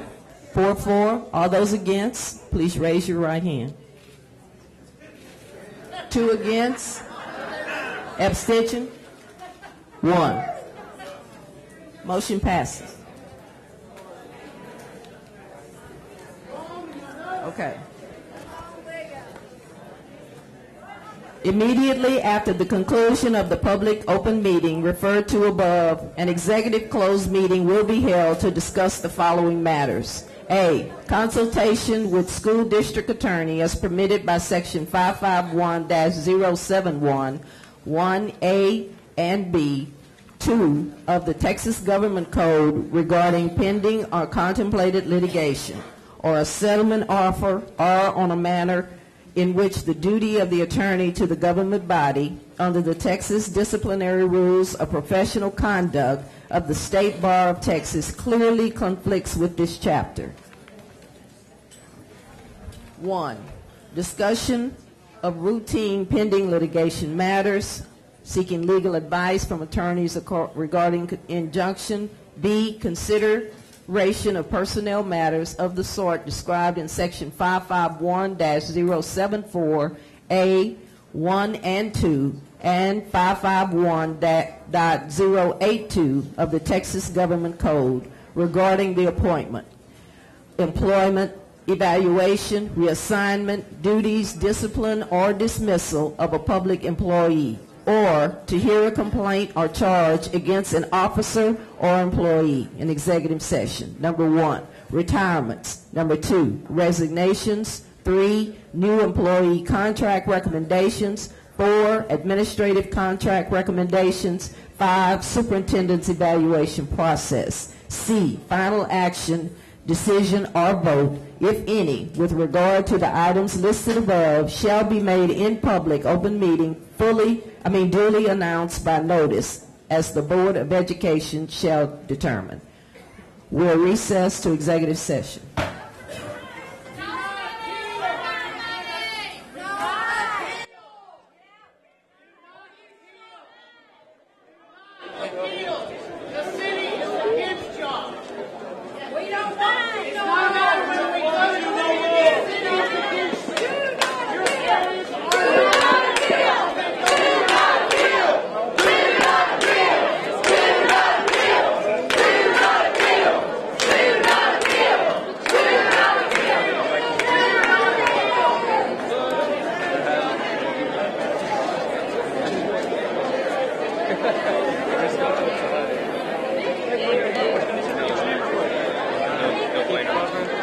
Can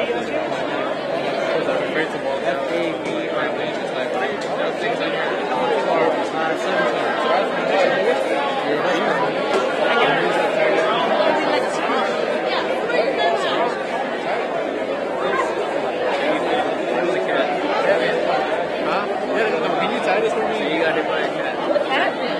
You got attacked by a cat. Just like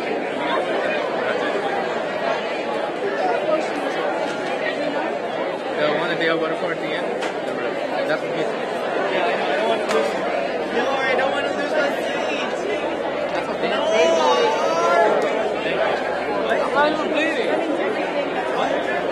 Oh, what the hell? I don't know. Is it over? Yeah, like education. I'm mid. Like education. 4. Education. 8. They do like one of those. Oh, no, they're going to tell us?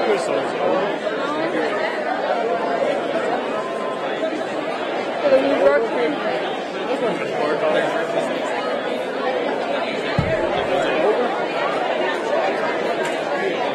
so they have some roots.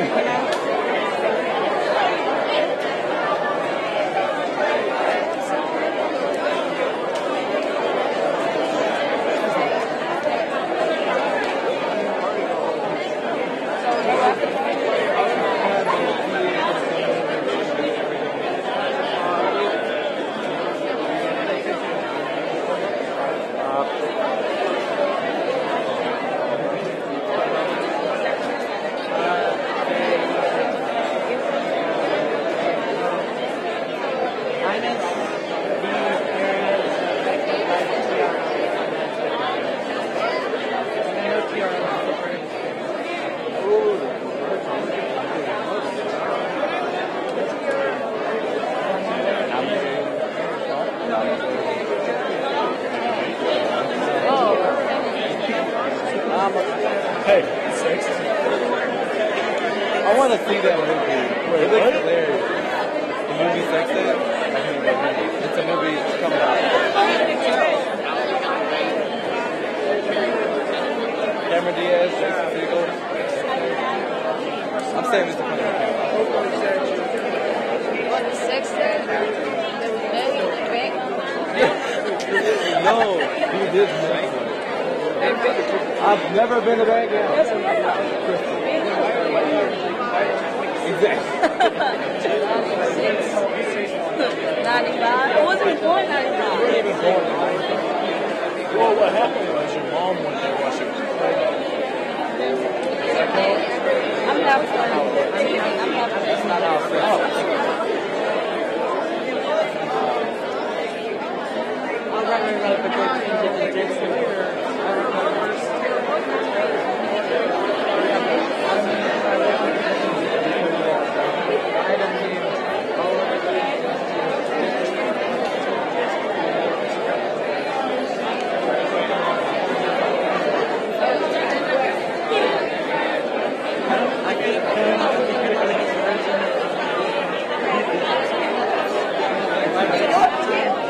What is with these people patting on the back? I've been patting on the back like 40 times. They want the beat. The wording. It's like they just look at me and they're like, and I'm like, I did a good job, son. Are you my dad?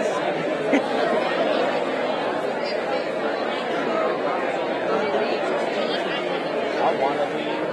I want to be.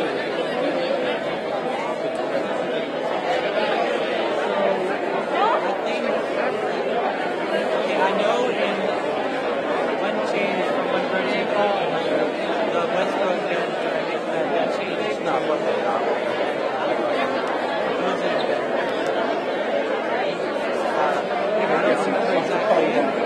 That was one revision. I think I come back and like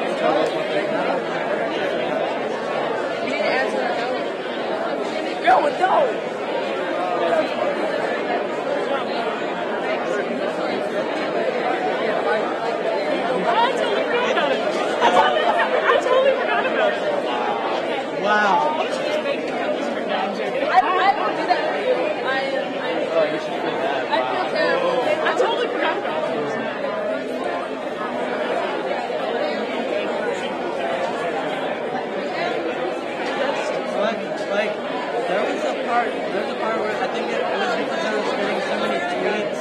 My phone crashed. Give me my phone number.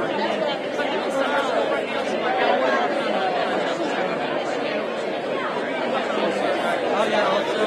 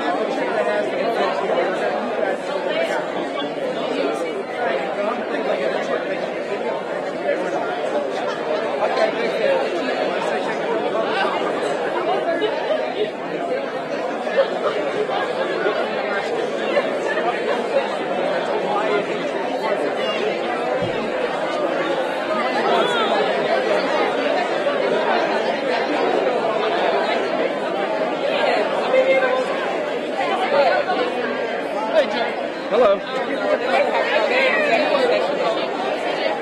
What are y'all doing?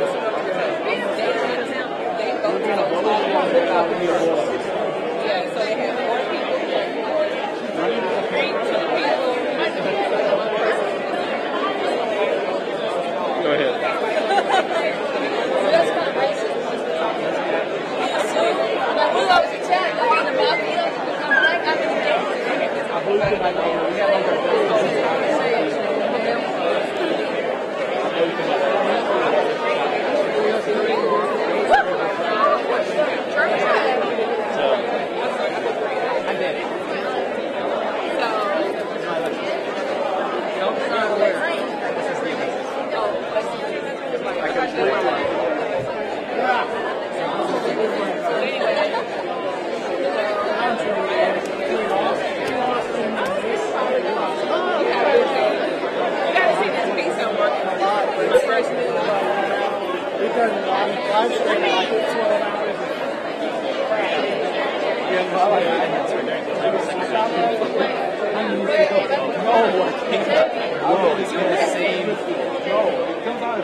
Governing body. That's what you think about. I feel like they have to redo all of the. Yeah. They have to be like, oh no, throw it out again.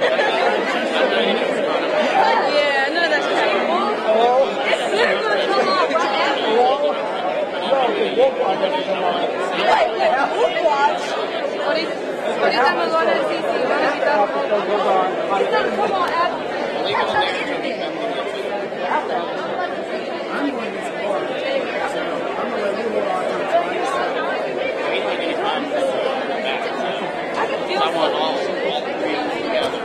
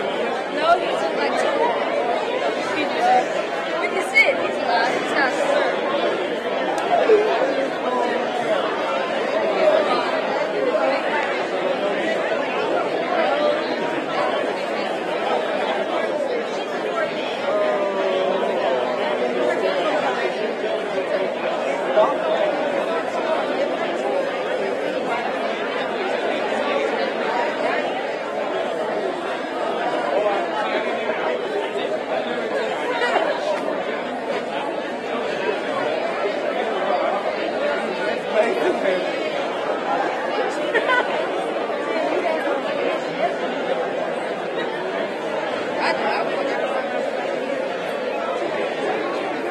sing Jerry?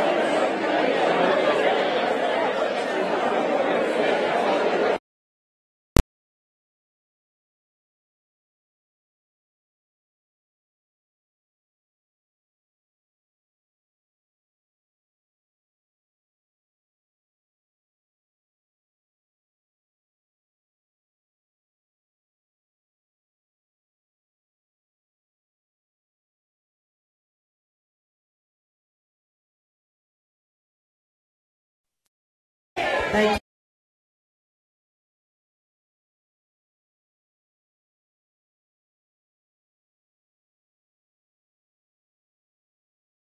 Keep going. The longer you yell, the longer I can talk. You have.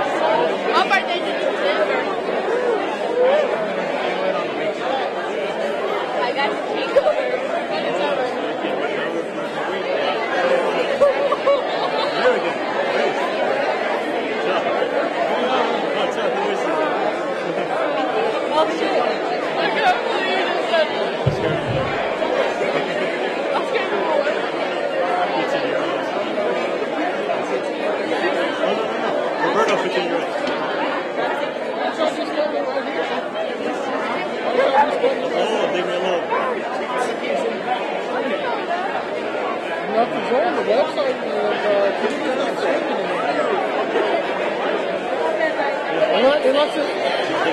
Unless it started back up again. No? It went down after executive session. It would have